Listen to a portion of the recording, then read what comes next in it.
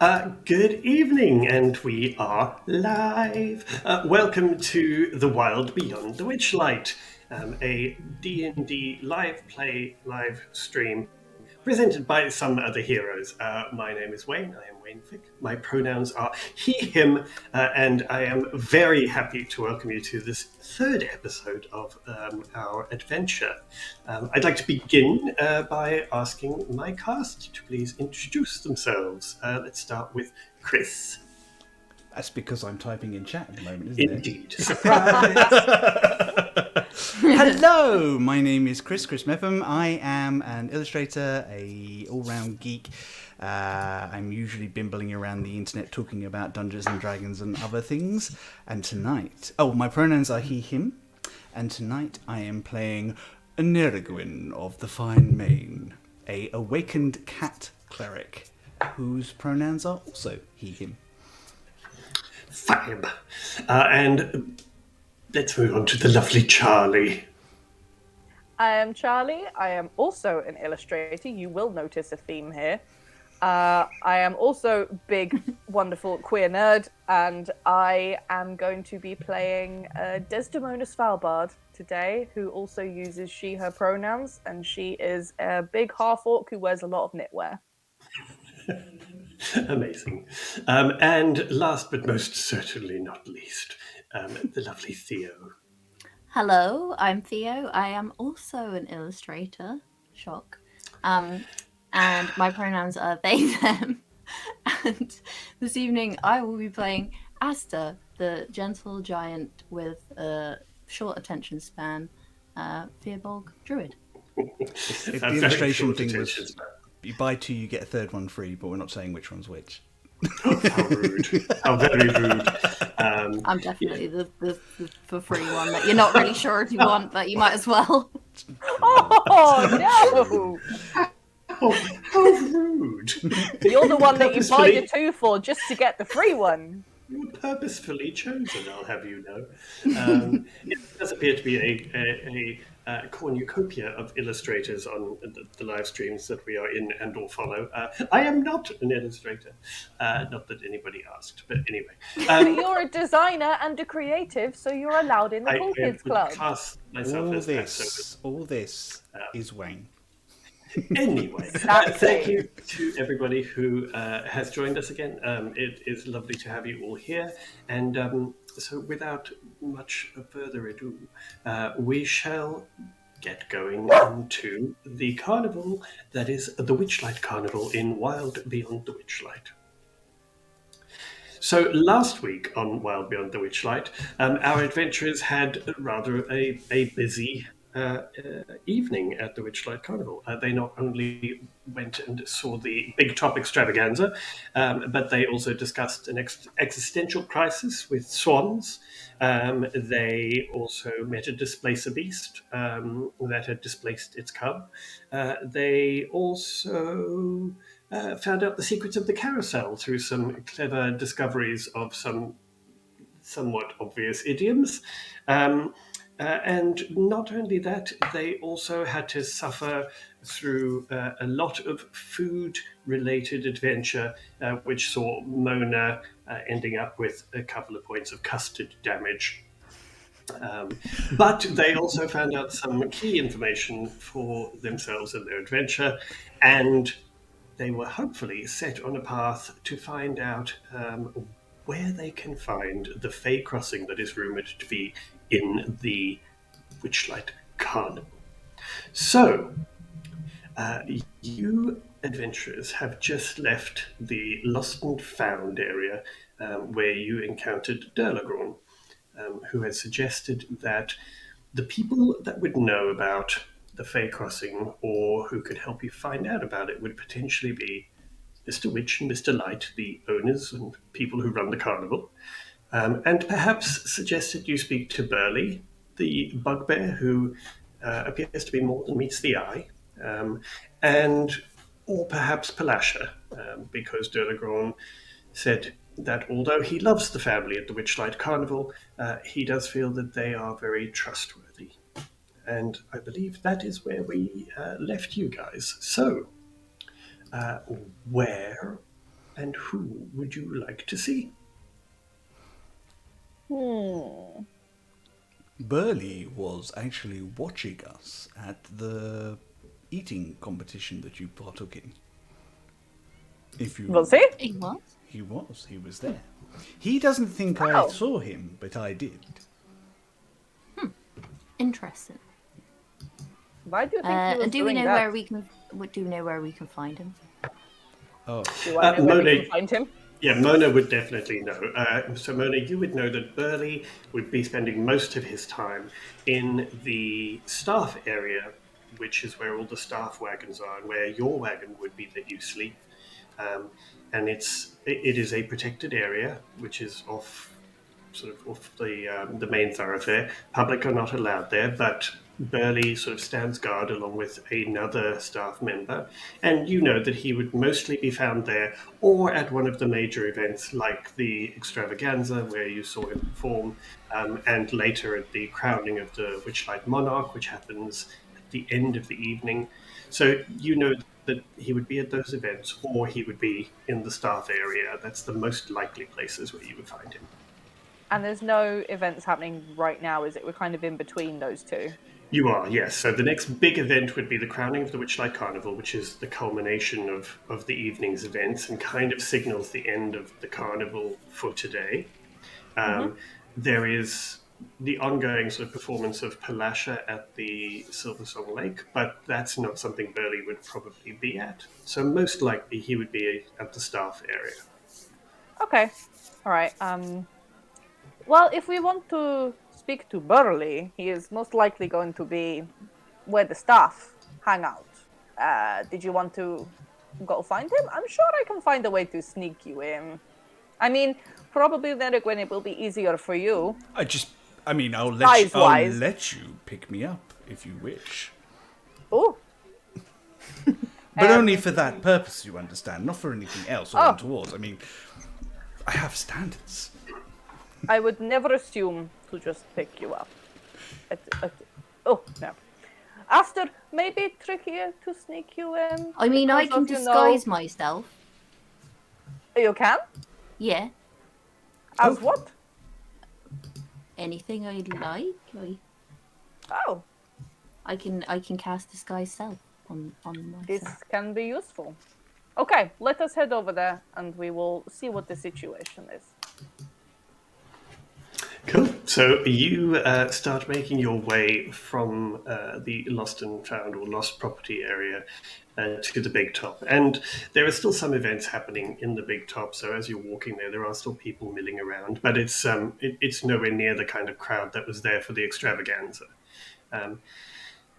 As you walk through towards there are obviously things happening all around you as you go past. A little a fox chases what you think is a rabbit as it kind of hops past you, both wearing little butterfly wings signaling that they're either members of the carnival or that they're here. And you see the rabbit as it hops past with the fox sort of playfully chasing it. The rabbit actually has a horn on its head.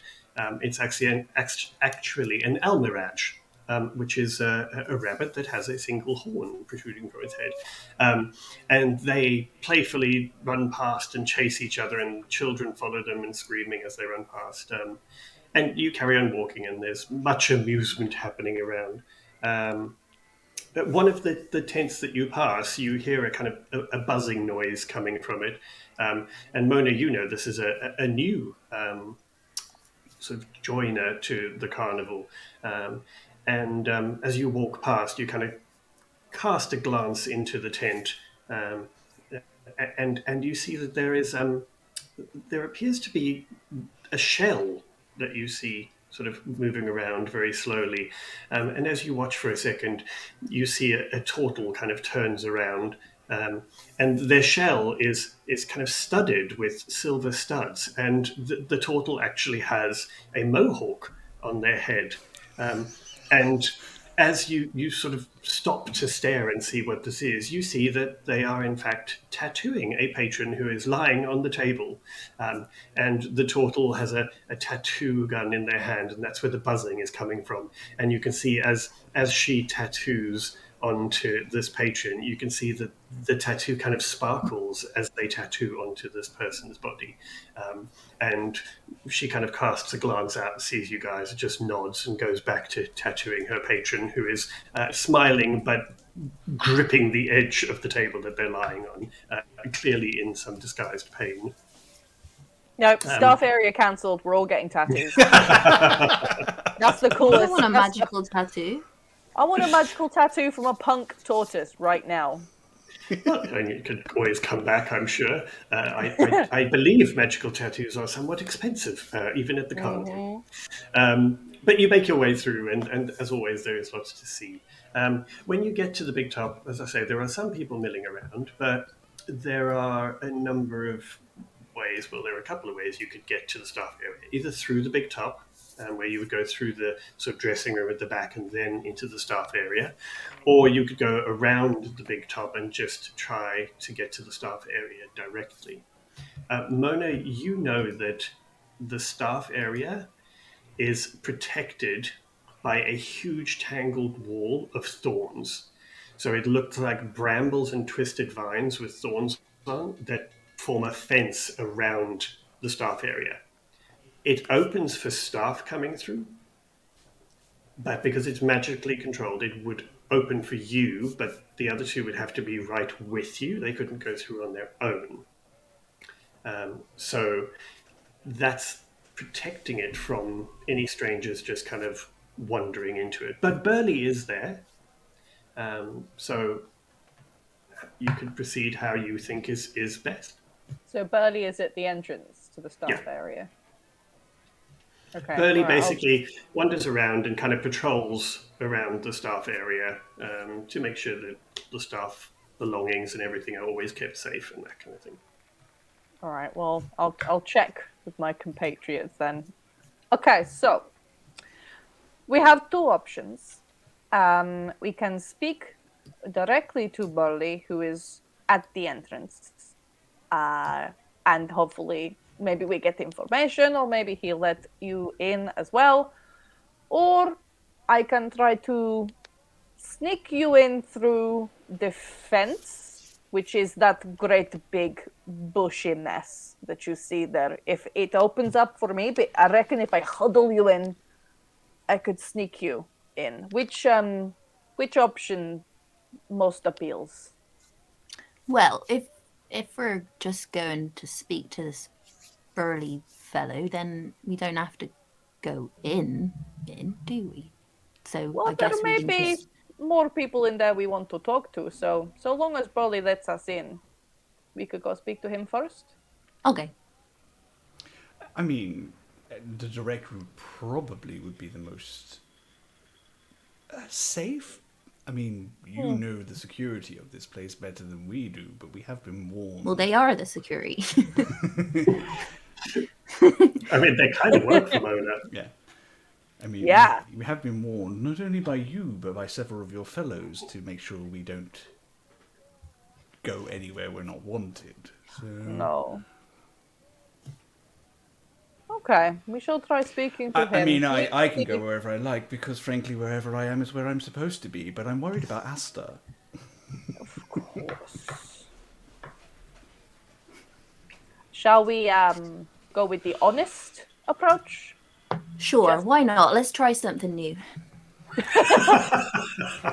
Let's really treat ourselves. Let's go completely contrary to personality, shall we? Go wild. Okay, I guess we'll go find Burley then. Okay. So you head towards the staff area. Are you going to go around, or are you going through the big top? Through, I think, to wherever Burley's at the entrance. Cool. Yeah, I mean, he does wander around, but he's likely to be near the entrance, which comes through to the dressing area. So you walk through the big top, and there are kids playing there, and there are a few people doing magic and that kind of thing. And it's still busy-ish, but you walk through, and you can see the tent. There's sort of curtains at the back of the tent, which clearly lead to a dressing area, which is kind of dark now. There aren't a lot of people there, but there are tables. as anyone who's ever been backstage at the theatre is aware, there are tables of chaos back. So there are all sorts of props, and there are. I mean, there's a lot. There's all sorts of things piled on tables, and there are things that sparkle, and there are lights, and there are costumes, and there are paints, and there's some stuff that looks like it's kind of glowing, and some stuff that's sort of just hovering in the air. It's really just like a fantastical sort of chaos box of theatrical tools. Let's go. So the dressing room is full of all this creative clutter, and there's even glass jewelry and that kind of stuff. Are you just going straight through the dressing room? As best we can, so long as, Nerigwin doesn't try and bat everything. That's a good point. How fairly dare you? There is nobody in the dressing room right now, so you are clear to kind of just walk straight through. And you can see at the other end of the dressing room, past all the tables of chaos, you can see that there is this mesh of brambles through which you can see some lights and brightly painted wagons. So you're heading towards the right place. Cool. As you get close, you see that Burley is in fact just wandering around the side, just to the left of where you're going, and literally just kind of wandering around, leaning there, watching people in the distance having their fun. And Burley is kind of wearing the dungarees that you saw them wearing before, and underneath his arm is the pumpkin helmet that Burley wears as part of his sort of outfit for the carnival, but he seems to really enjoy wearing it. And he is standing there beside the brambles that lead to the staff area. So as he sees you coming up, he kind of straightens up a little bit, because he does work for Mr. Witch and Light directly, but he knows that Mona is in charge of security, so he kind of straightens up and smiles really, really broadly, and you see these kind of quite big, almost animalistic teeth of this huge bugbear, furry arms, and he smiles and just kind of nods as Mona comes up and just says, "Mona, it's nice to see you." Hello, my friend. Let me introduce a couple of other friends I have here. This is Aster, and this here is Nerigwin. Nerigwin, Aster, he nods his head at Aster, and he's tall. He's as big as Aster, and he kind of just nods his head at Aster, and then looks down at Nerigwin, and you can see for a minute there's a beat while he realizes that it's a cat. But he shows no kind of real expression and just kind of goes, "Nice to meet you." It is, isn't it? Oh. Nerigwin is not lacking in confidence, we have found. Or a voice, for that matter. Yes. Well, I mean, you've probably seen weirder things in the last 10 minutes. Mona, how long have you been at this carnival? I've seen weirder things every day here. Exactly. So, were you looking for someone? Partially, but we're also looking for you. We would like to see if you could help us with something. Well, I always try and help you, Mona. What can I do for you? Well, firstly, I will refer to my compatriots here, as they will be better to explain the first thing that we are looking for, perhaps a bit of information on, should you have it. My friends? Well, we have two things mainly that we are looking for. The first one being the larger problem, we are looking for information on a Fey crossing contained within the carnival, where it might be hidden and how we might access it. Is this something that rings a bell at all? Well, I mean, there have been rumours. Yes, I have heard the rumors, but we're looking for any more tangible information, because I know I don't have any. I don't really know. Mona, roll the persuasion check for me. Okay.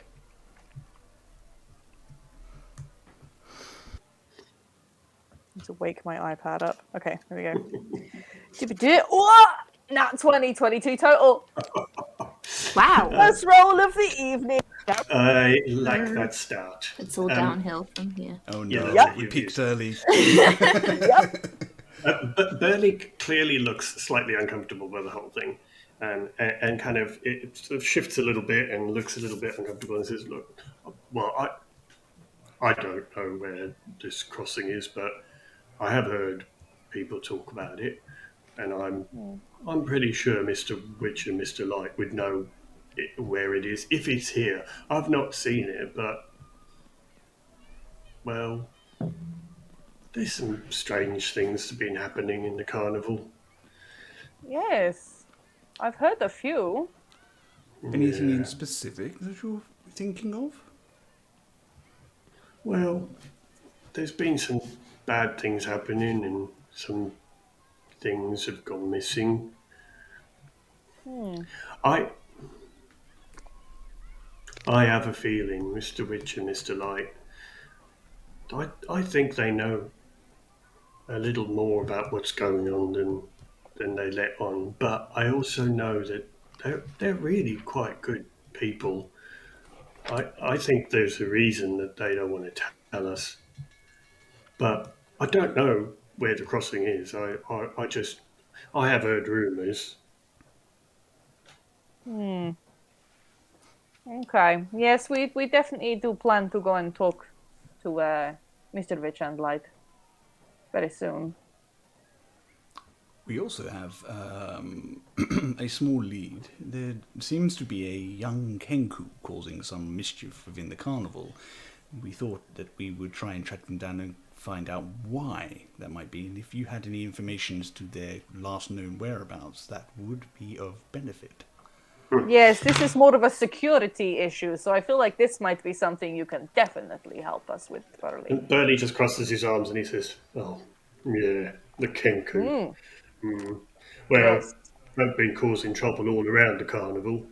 I don't know why, but they've been a real pest. We keep trying to find them, and they keep slipping away. And, well, they seem really intent on just causing trouble. And making people upset and running away and disappearing. We did break chase very briefly, but they got away. Oh, yeah, I've tried a few times to damn Ugh. Kenku, but I don't know who they are, but I do know that they seem really determined to cause trouble in the carnival. And we all know that when things don't go well, Mr. Witch and Mr. Light don't like that. No. When did you first hear about the Kenku? Because I'm only just hearing about. Oh, I think your mic just went, Charlie.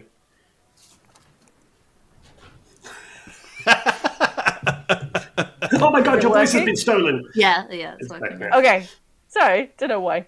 That's right. And Burley says, "Oh no, it's just been the last couple of days. We thought we got rid of the Kenku because there was some stuff that happened, but it seems that they're back, and nobody seems to know why. But they seem intent on causing trouble. You say that you thought you had got rid of them. What happened? Well, Yes. When did this first happen? there was some mischief about the last couple of days, but only since we've been here. And well, we thought we got rid of it because it stopped.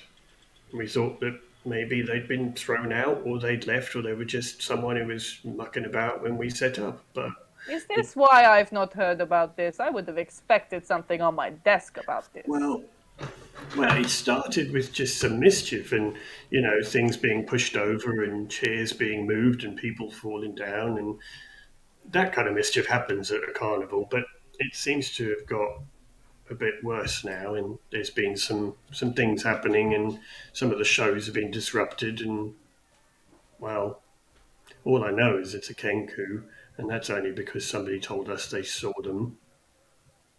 Who told you? Oh, one of the other guards saw them. They disrupted one of Palasha's shows. Oh, Yeah, she wasn't happy either. no. Can't imagine she would be. Sorry, when it just comes to my mind back a bit, wasn't there somebody sneaking around beneath the bleachers during the performance? Well, Mona. Or a frog or something, I seem to remember. Oh yeah, wasn't it you, Nerigwin, who saw Yeah, so someone? Nerigwin saw what looked like a giant frog. All you could see was the kind of shape of it, and it seemed to be sitting like a frog would, with the kind of legs up. But you could only see that and kind of bulbous eyes, and even then you weren't sure because when you looked again, it wasn't there. But at that same event was when Mona thought she caught a glimpse of that pig-faced, pig-masked girl. And wasn't there someone like in the rafters or something? There was that somebody Aster moving saw? around the rafters as well. Well, you thought you saw some kind of shadow that looked like a sort of trapeze performer.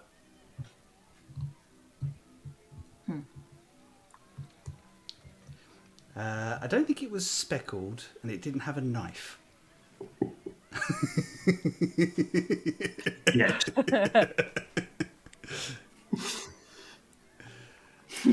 there was a lot of weird little things going on, and it wasn't anything to do with the show. Okay. Right. Okay. I'm sorry I can't tell you anything about the Fey Crossing, but like I say, it is a rumour I've heard for a long time, but I don't know where it is, if it's here. Yes, I've heard whispers about it, but since my two friends here turned up, it's the first time that I've actually been inclined to, find it. But there seems to be an important reason to go and find it, so we are on a noble mission. Would it be possible, Burley, my friend, to let us, can I bring my compatriots in briefly to talk to the Mr. Witch and Light? Oh, they don't just let anyone go and talk to them. No, of course not. Yeah, they wouldn't be very happy if I did that. Roll a persuasion check, Mona. I've used my nat 20 now, that's it. Nang.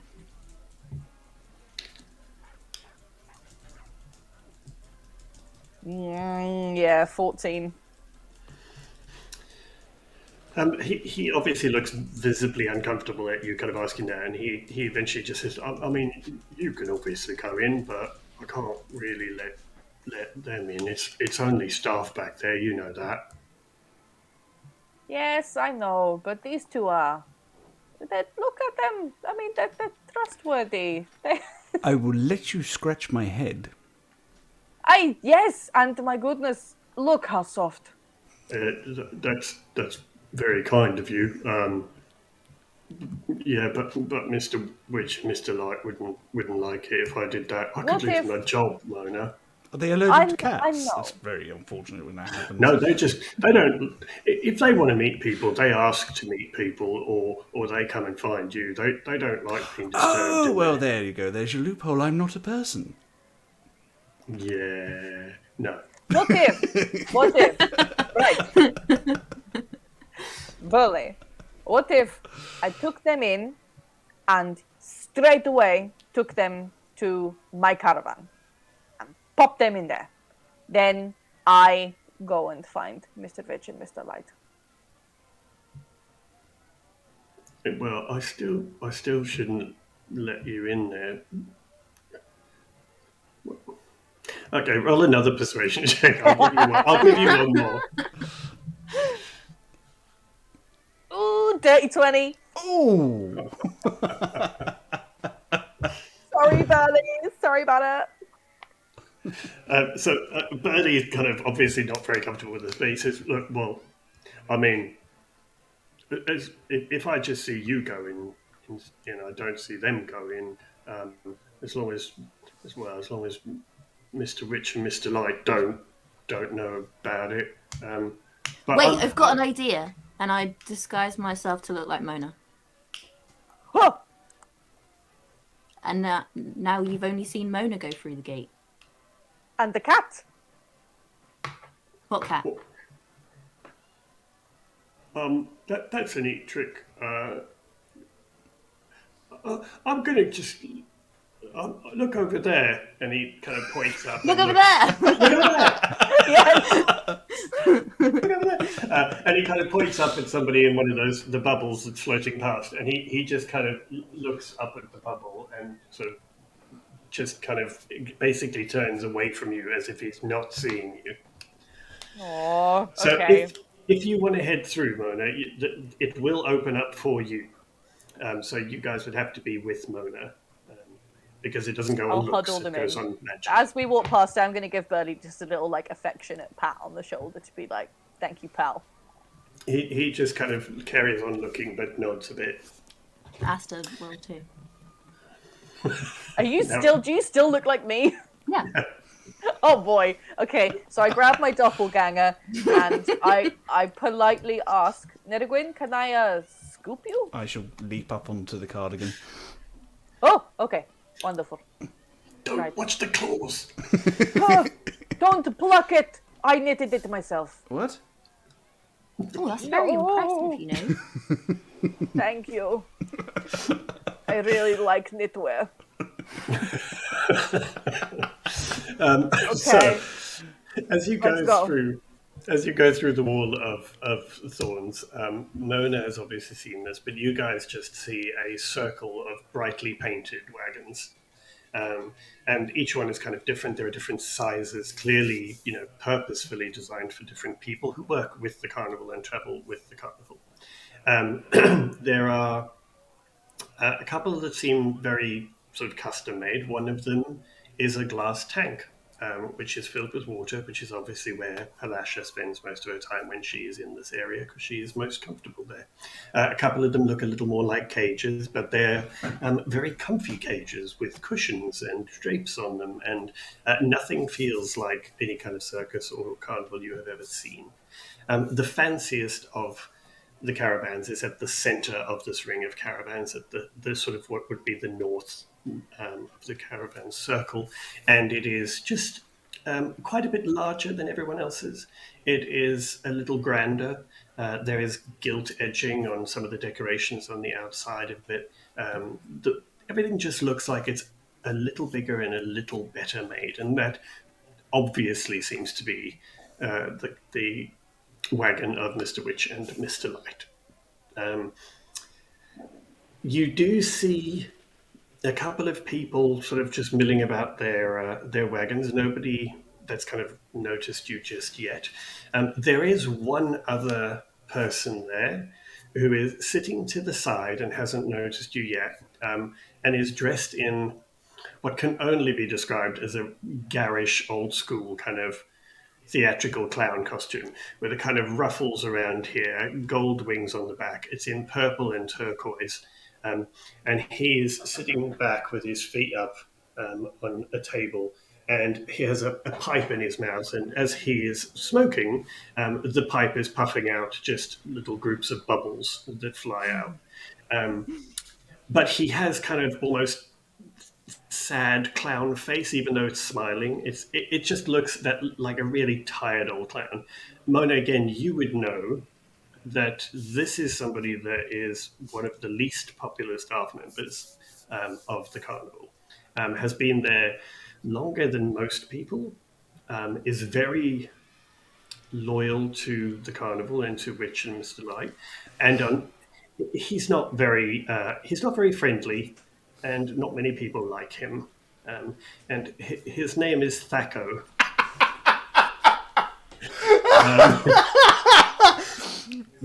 Which Chris may have to explain the D&D in-joke of. Yes, please. Yeah, Thaco is the old system to use to hit monsters and the like. It stands for to hit armor class 0 and used to be a table-based system for days when D&D was much crunchier but had a lot more tables in it. Yeah, so that explains why he's not very popular. It's like I imagine that talking to him is probably hard work, and you have to have somebody else explain it to you several times before you get what he wants. Wow. I have just shared a picture of Thaco, if you can see that. As bear with me 1 usual, I've second. completely forgotten to open Roll20. Oh yeah, and we need to switch to our map screen as well. Yeah, I also apologise about my child building a nest. If there's weird noises. No, that's fine. That We're is a pet friendly amazing. stream. Well So done. that's Thaco. Well done, wizards. I knew that there was an Easter egg about this, but that is perfect. I thought that was kind of funny. And actually, I can show you while we are here. I will show you what Burley looks like as well, in case we haven't seen that one yet. We have seen Burley yet. Oh my goodness! So that's Burley, the bugbear. Oh, I love Burley. Yeah, more bugbear love, I think. Yeah, cool. So you guys, if you're going to head to, well, it depends on where you want to go, but you're going to have to be careful about Thaco. Because you know he is not well liked, and he's probably not the person to mess with. So where are you heading? Are you heading to your wagon, Mona, or what are you doing? I think I'm gonna just not stop moving and try and go in the least visible route round the back of some other caravans to get to mine. Okay. Cool. Roll a stealth roll, all of you, for me. It's not particularly high, but you will need to roll a stealth roll to try and avoid Thaco noticing that you guys are there. Sure. Oh, shit. I rolled a 1. I rolled a 2! Oh, fuck. Well, I can only guidance one of you, and clearly that's not how it happened. Oh, no! Guess what? I rolled a 3. Oh, no.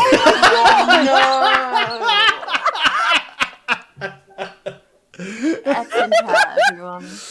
We all trip over our own discreet banana skin. I feel like one of you manages, boy. despite the fact I'm on Mona's shoulders, one of you manages to step on my tail.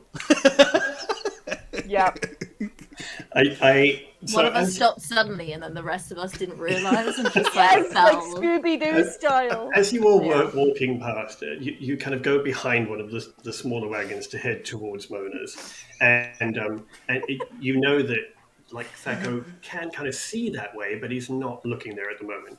And as Not you yet. just kind of as you get nearly into view, Mona is at the front and stops to kind of check, and you kind of do that concertina banging into each other thing, and Mona falls forward fully into view on her face between the cabins, and Thaco immediately hears the noise, looks over, sees Mona on the floor in that instant, and kind of looks really confused as to why Mona is there, and then is just about to look away before a second Mona falls on top of her, at which point he kind of looks a bit shocked, stands up, and then sees this cat run between their legs, trying to get out to the other part of the, behind one of the other caravans.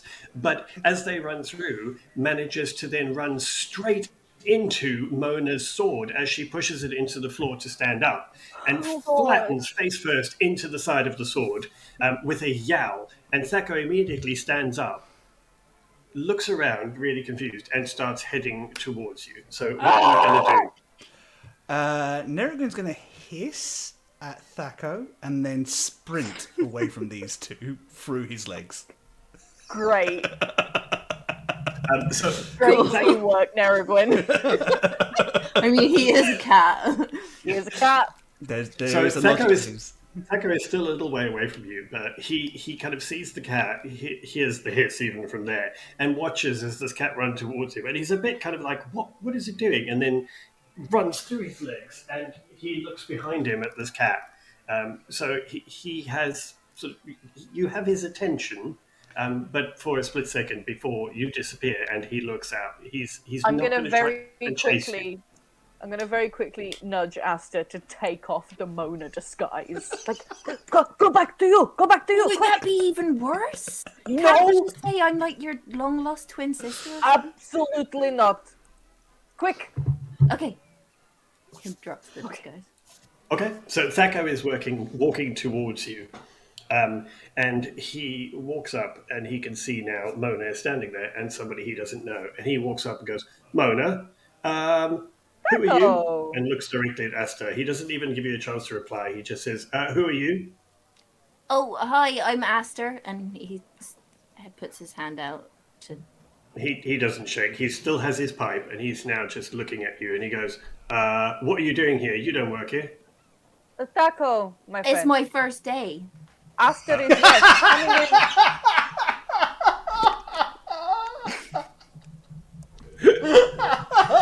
Oh my god. Yes. Mona was just showing me around. Yeah, it's my first day as a carnival hand. Yes, Aster is. This is their an enrollment for security, doing a internship with myself. No one told me about new people, and they Why always would we do. tell you about security matters? Oh, Mr. Witch and Mr. Light, It's keep top me secret, informed. you know. Top secret. Okay, Mona, roll a deception because you are lying. Yeah. Yep.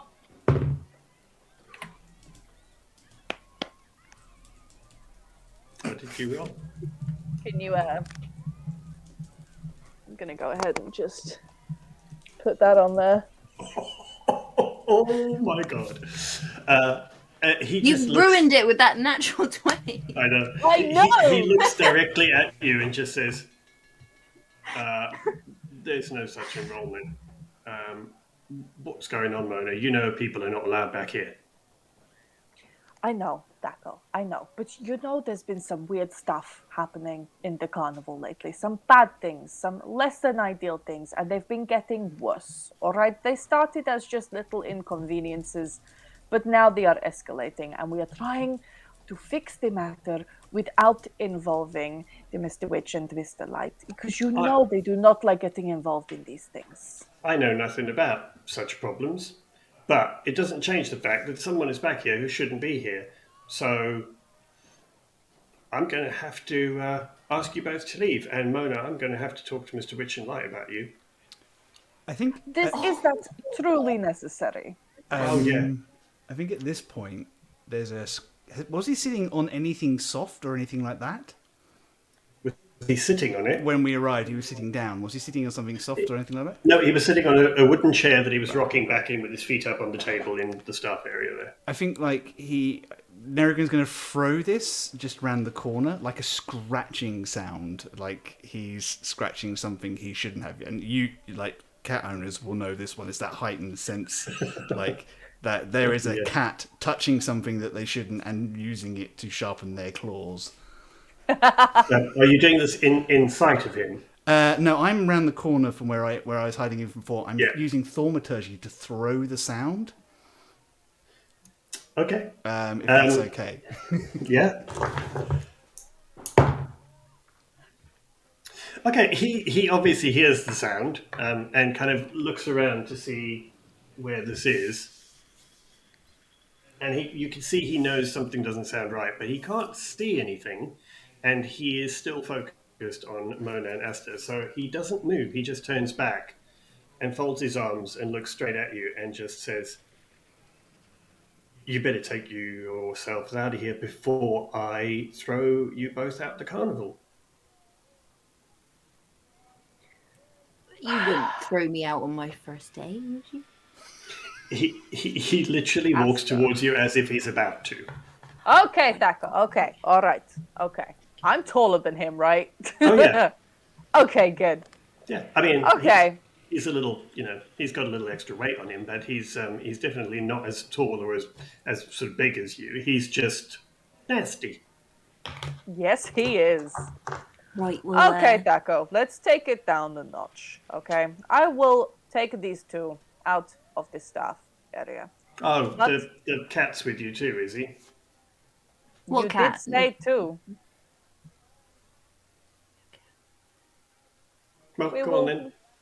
We will deal with this, okay? But we will also be continuing to investigate what is happening in the carnival. And frankly, I am disappointed that you are aware of everything that is happening with the staff and every movement we make and every snack we have, yet you are not aware of the overt crimes happening in the carnival that we are trying to solve. So, whilst you are talking to Mr. Vitch and Mr. Light, make sure you let him know that you are unaware of all of this. He doesn't say anything to you, but no facial expression. He literally just goes and blows a puff of bubbles out and stands and looks straight at you. I pop the biggest one and I leave.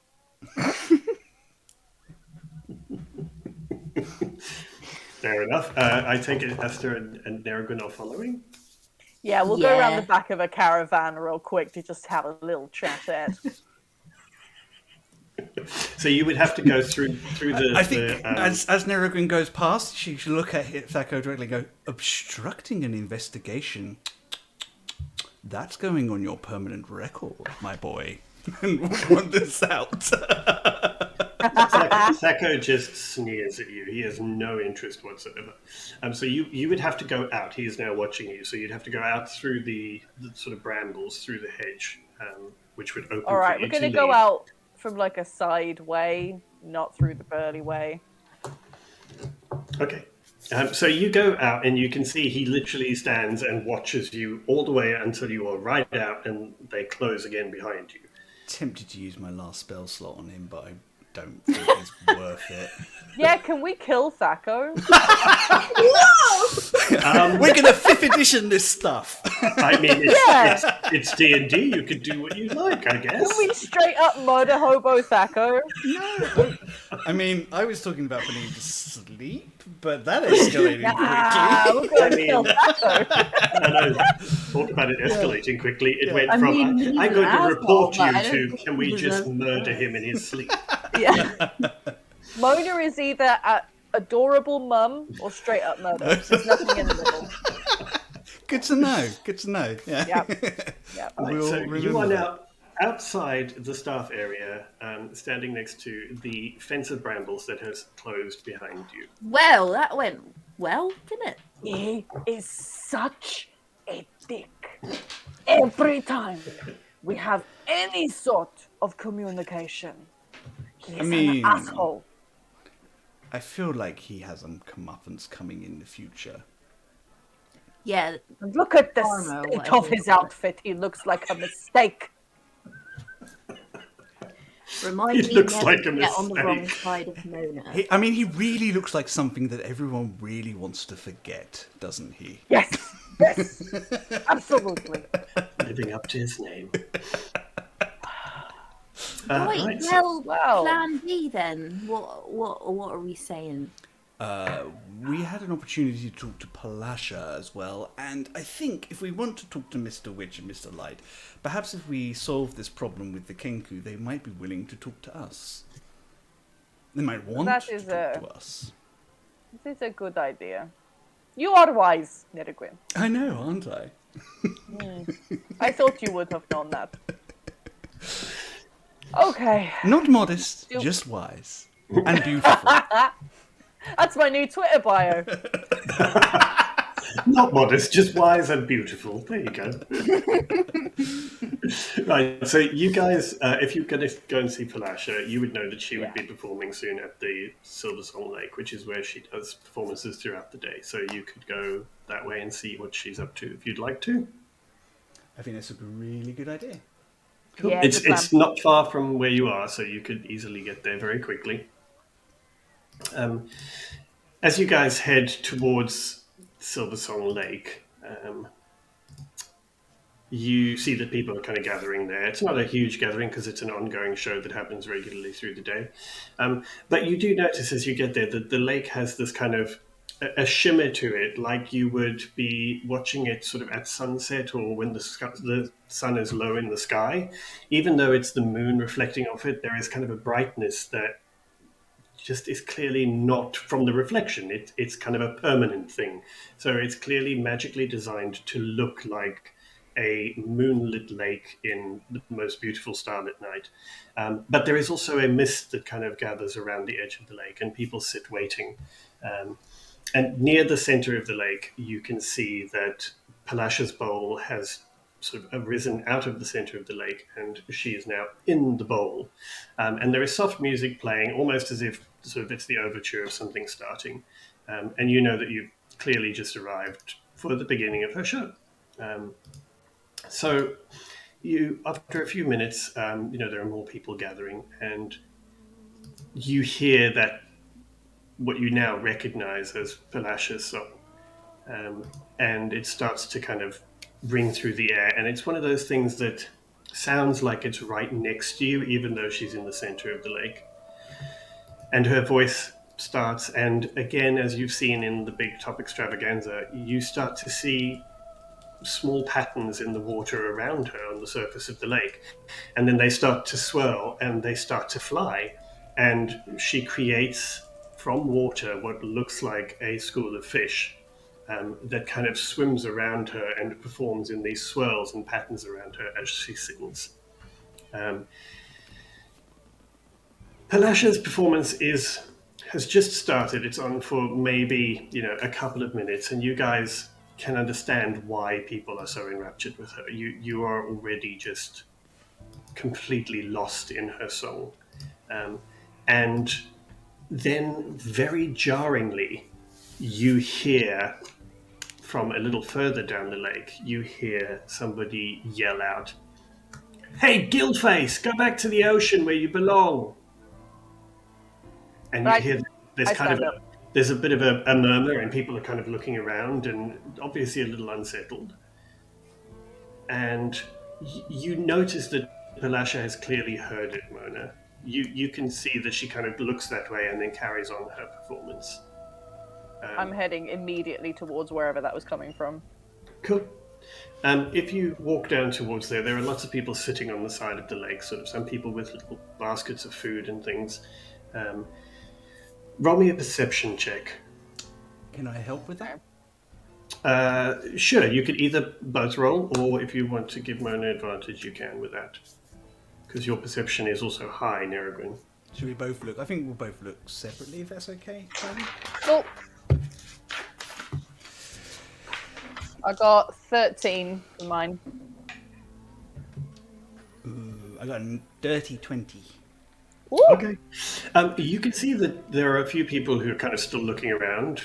So obviously heard whoever this heckler was, but you don't see anything that sort of stands out at the moment. There's just people sitting watching, and Palasha is still singing in the background. You sort of settle down and you watch for a few more minutes, keeping an eye out in case you see anyone. And from further away, from almost where you came from, to look for this person, you hear again a voice heckling, and you hear this voice yelling, "Oh, you'd think a fish like her would get her scales right."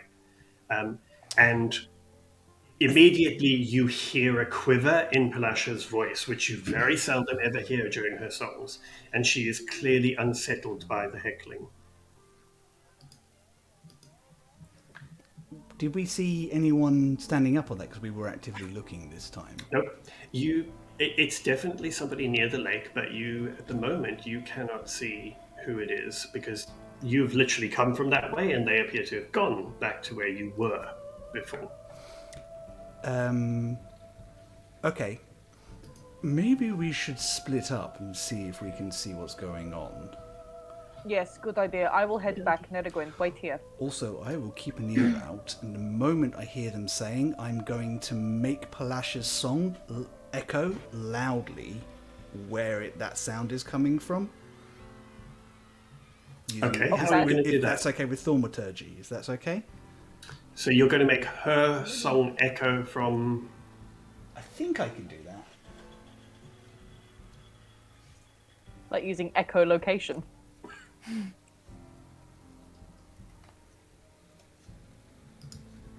Probably not, actually. No, I probably can't do that. No, I think it's probably outside the realms of the Okay, well, let's leave that for now, but you guys are splitting up, Mona and Neragwin, to have a look. Asta, what are you doing? I think Asta will also just be having a look, just to see. Yeah, if Mona's able to see Asta, she's gonna go, like, just to be like, look around. Okay. He'll just stand at the back somewhere, because he's quite tall, so. Yeah. That's true. And most people are sitting down, so it's not difficult. If somebody did stand up, you would probably notice them because people are sitting on the banks of the lake. Can So I if- like have a look around to see if there's any like I'm gonna keep an eye on people to see if there's anyone like casting magic like in a thaumaturgy kind of way to like throw the voice, or if it's What I like was thinking. That's what I think is Sure. happening too. Yeah. Cool. Okay, so for this one, I'm going to ask all three of you to roll an independent perception check. Palasha's song carries on, and although she sort of sounded like she staggered a little bit, she carries on singing, and it settles down for a few minutes, and people are once again enthralled by her and the magic that she creates with this water. So what did you roll perception-wise, Nerequin? I got one of those. Asta 15. and Mona? 14. For a grand total of 25. Okay. So as this carries on, you guys are now not really watching Palasha. You are watching the audience. And Asta and Mona, you don't spot anything.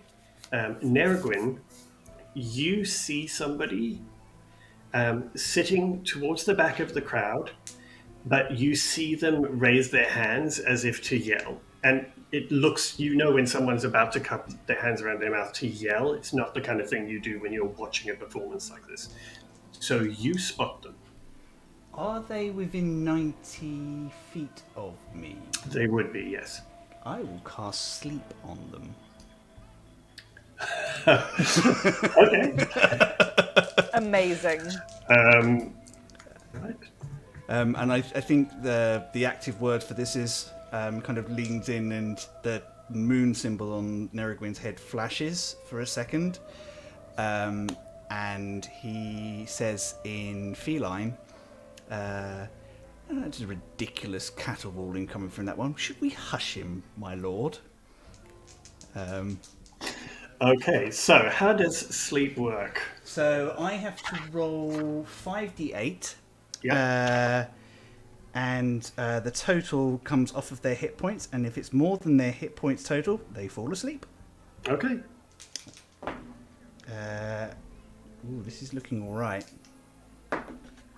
14, 20, 32. 32, right, let me just check. Okay, so you cast this, you mutter this sentence and you cast sleep as this person kind of stands, or sits up rather, and lifts their hand. And you see them breathe in to yell, and you just see them fall back limp onto the floor. Ah. And your sleep spell has in fact taken effect. Now, I just need to check on one other spell. Okay. Bear with me. Are you checking to see if something is a concentration spell? I am, yeah. Is it? That's what I'm just checking. No, it's not. Okay. Haha. Okay, so that's fine. So this person literally just falls limp and falls asleep. A couple of people around them sort of look to see what's happened, but because they're at the back, it's not kind of like a big drama in front of everyone. But they have just fallen down, and a couple of people next to them, one of them kind of gets up to go and see if they're okay. I think Do I notice them fall? No, they're sitting down and they were near Nerigwin, so Nerigwin would notice. I mean, if you wanted to obviously communicate that, that's one thing, but you wouldn't have actually seen this happen, though. I think Nerigwin will wander straight over to them, but I think if they can catch either Asta or Mona's attention, they will do. But I think his focus is to get to this figure. Yeah, I mean, even if you couldn't catch them immediately, it wouldn't take you long to get to the figure, and so you could then attract one of their attention or both. So I'll absolutely give you that. So you get there, and this person is lying asleep in a kind of awkward way, and it basically just looks like your average human in a very dark, nondescript cloak, but they do have wings on their back, so it looks like they are a patron of this place. And do you want to have a sort of closer look at them, or what are you wanting to do? I want to look at them. I'm mostly waiting for the other two to come and join me, and if anybody kind of comes up to see, it's like, oh, they have narcolepsy, don't worry about it. Also, Okay. yes, I am a talking cat. You literally stop people in both sentences as they go, and then go. Roll an investigation check for me, please. Sure. For Nerrigan. It's a 12. No. Okay. Chris, with you there, and Nerrigan kind of close enough and checking, this person clearly has a disguise self spell on them. Because as soon as you get close enough to kind of touch or get near them, you can see that the image doesn't quite gel with what's behind it. You can only tell when you're close and sort of reaching out to them from afar. It just looks like a human. I think if these two have noticed and are unaware, as they approach, they see Nerrigan doing this. Have we spotted? Are we on our way? Yeah, I think you would have definitely, cool. by that, Nerrigan could have caught your attention, but you would see Nerrigan is standing over someone, so obviously something has happened. I think the second Mona gets there, she's just going to be like, is that the one? Oh yes, and they seem to have some magic on them. Okay. I'm going to, grab them by, their clothes, whatever they're wearing, and just drag them out. Cool. You can do so. I mean, you are in an area that people are watching Palasha, so it wouldn't be a big thing to take somebody out from there. And I guess you could find somewhere around there if you wanted to put them down, or where would you like to take them? I just want to get them away from the performance and get them somewhere that we can get them secure and talk to them without interrupting Palasha anymore, because I just wanted to get them away from Palasha. Cool. Yeah, I mean, there are areas there that have kind of trees and bushes that you could take them behind. There are also some wagons nearby that are clearly just used for transporting stuff that are behind where people walk. So probably around the back of a wagon or something. Yeah, you could definitely find a secluded area. I'm not being careful with him. That's fair enough. So you need rope. Asta has my rope. That's okay. I have some. I'm used to. It's probably in one of my pockets. I'm gonna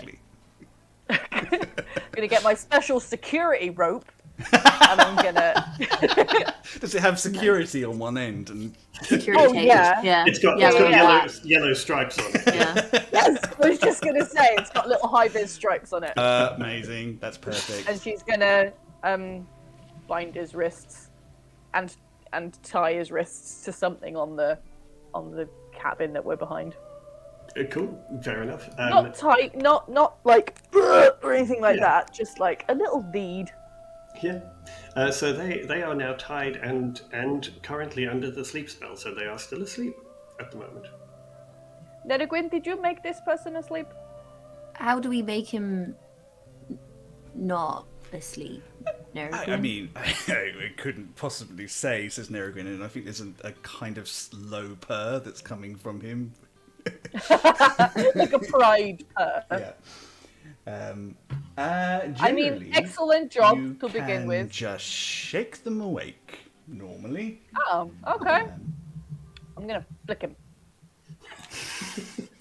I guess that counts as a slap. Just in the middle of the forehead. Just a flick in the middle of the forehead. Yeah. Again, as soon as you do that, you feel that like your finger goes almost through the illusion. Oh. Like the illusion they have doesn't quite fit the shape beneath it. But as you do so, they wake up. As you hit them on the forehead with your flick, they wake up, and immediately the spell drops. And seated in front of you is indeed a Kenku, wearing a blue robe that looks sort of really tattered around the bottom, and they have sort of cream wings with brown and gold on them, and they are pitch black. So it appears as if they are a sort of crow version of a Kenku. Pitch black, black beak, black feet, everything. And the Kenku sort of just looks up at you and is clearly startled because a few minutes ago they were about to heckle someone and they're now tied to a wagon. Good morning. Hello. Without hurting him, Nerogrim will walk up and go, "Bad bird. Bad bird." They pull back a bit and then look at the three of you standing over them, and in an unexpected, very pleasant, very smooth male voice, they say, "Who are you? And why have you tied me up? What do you want?" My name is Desdemona Svalbard. I am head of security here, and you have been causing a problem in my carnival, and I'm not okay with that. I haven't. Well, go on. Well, all right, fine. I've been causing trouble. Yes, why? Well, because I'm trying to get something done, and this carnival is insufferably frustrating. What are you trying to possibly get done? I have things I'm trying to accomplish. What are you doing here? I've seen you three skulking about. This We is my will job. ask the questions here, little bird. Bearing in mind Nerogrin is tiny compared As soon as Nerogrin says "little bird," the very smooth voice is broken by a very quick.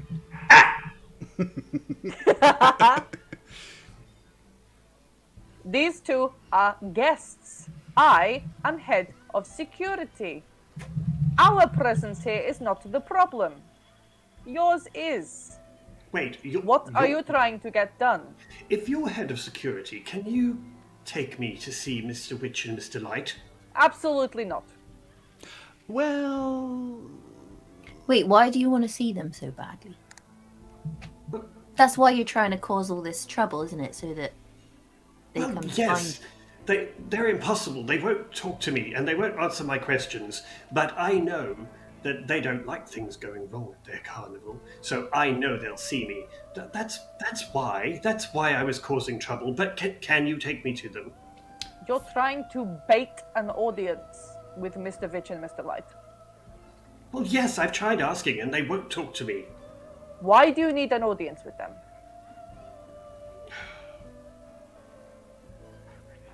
Well, roll a persuasion check for me, Mona. Or intimidation, whichever you feel. She's doing a straight up interrogation. Is the looming presence of us to any assistance whatsoever, says Chris, fishing? As a small furry cat? Not really. I was thinking more the giant furball. The Kenku is about 5 times bigger than you, and Asta, unless Asta wants to assist with intimidation, or... Which one are you going for, Mona? Intimidation or persuasion? Intimidation. Okay, Asta, would you like to... I'll try and look imposing. Just a slight gun, like... He sort of leans forward a bit and makes himself look bigger. Okay, Mona, you can roll with advantage. Let's see. Hey! Thanks. Sorry, not sorry. I mean, Asta's not the most intimidating. He does a soft like growl. And that's from Nerogrin. Tries Yeah, I think Nerogrin will growl and throw it at Asta. Yes! Perfect. I got a 19. Fair enough. So the Kenku clearly looks really a little disconcerted by these creatures ganging up on them. And the Kenku just goes, "Oh, look, it's not a... I just want to talk to them. I want to talk to them about Prismere." Prismere? Yes, Why? It's very complicated. You won't understand. Well, we then might. speak Quite slowly and presumptuous. clearly. It's a Fey domain. And I need to find out about Prismere, and they know things about it, and they won't tell me. How do you know they know things about it? I've overheard them, and the Kenku immediately then mimics the voices that you have heard from Mr. Witch and Mr. Light. And you hear Mr. Light's very kind of agitated high voice kind of going, someone is going to find out about this. They'll shut us down. We'll have to go back. And then you hear Mr. Witch very calmly saying, now, we agreed to this. Our hands were forced, but our eyes were open. We let them take what they want, and in return we stay in business. That's what you want, isn't it? And then the Kenku says, so they know things and they won't tell me. Well, that doesn't sound very good at all. No. I have to find out. Why are you here? You asking some very odd questions. Well, specifically right at this moment, we're trying to figure out if you stole someone's voice, if you know anything about a missing cub or a missing brother, and how far in you really are. I know nothing about missing brothers and missing cubs. Can I get an insight check on that, please? Can I help? Because I'm interrogating. Pastor's just here. No, I will let Nerigwin have this one because Nerigwin is little, so I feel like, yeah, we'll let this Nerigwin go. It is a 15. Okay. They are avoiding telling you something. You get the feeling that it was one of those questions where you say, have you ever seen blue or red? And they say, oh, I've never seen a colour like blue. It's that kind of thing. Well, but they they're didn't not mention lying. anything about the voice. Mm. They did denied not. the other two, but they didn't deny the voice. So you might be involved with the voice. Man, I hate this Kenku, but I love Kenkus. They look at Mona and they say, could you untie me? Why? Well, do you want to know about the voice or not? Do you speak with your hands? No, you speak with your beak. What are you on about? Okay, I won't show you then. How about you let the security officer take whatever you're trying to show her from your person, and she, being the security officer, will give it back to you if it's not contraband. Correct. If she wants to take the risk with magic and magical wards, sure, go ahead. Right. I'm gonna, before I untie, because I will untie, I'm gonna, did you say the Kenku's wearing like a thing, like a cloak? Yeah, like just a full cloak kind of thing. Okay, I'm gonna hold the back of the cloak real tight. Like the scruff of the neck kind of thing. Okay. And then I'll untie. And I'll be like, okay, these are going back on in a second, but you will show. Okay, so you you untie their hands and they reach into their cloak and kind of look at you and say, and clearly like, I'm doing it slowly, and they reach into their cloak and they pull out what looks like just a straw doll figure, quite large. Sort of, it's not one of those tiny little ones. It's quite large, but it's just a straw doll figure, and around the neck of it. Is a small twist of vine that has sort of tiny little thorns on it. And they hold it up and just go, it's a simple spell, but I needed a voice. And this one's been quite handy. I think we just found your friend's voice. You know you chose a particularly inopportune time to borrow that. Yes, you couldn't read the No. room just a little bit.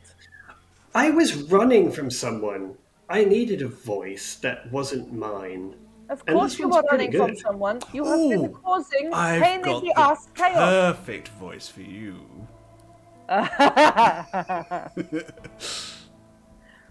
think I I know don't what need you're another thinking, my voice. cat No, friend. no, we'd like you to give that voice back, but we do have one for you to replace it with.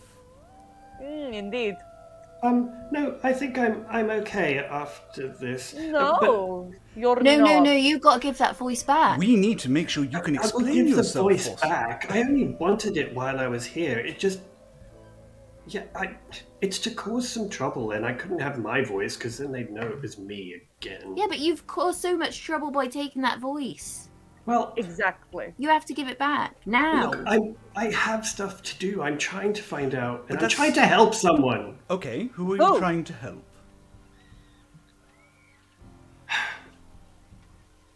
I haven't heard from or been in contact with my patron for a long time, and something is wrong, and I can't get to her.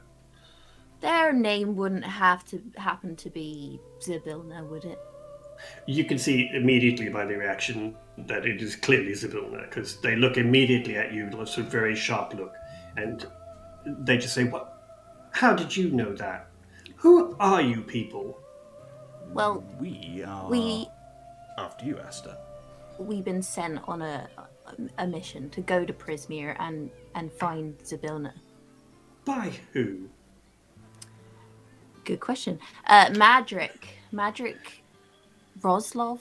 He's an adventurer, now pumpkin farmer, but he was an adventurer, and he hasn't heard from her either. So he was worried, and he sent us to look for her. He would. Ooh, You that, can't that trust sounds wonderfully personal, doesn't it? Oh, he's just he thinks he's her favorite, and he acts as if he's the best mage, and Zybilna loves all of us, and she's a wonderful patron, and he's not the only one who talks to. Oh, he's just such a. So, personal jealousies aside, you do recognise that we are after the same thing. Well, I mean, it's not like No. it's not like he's another cat in your territory. You're both getting pets.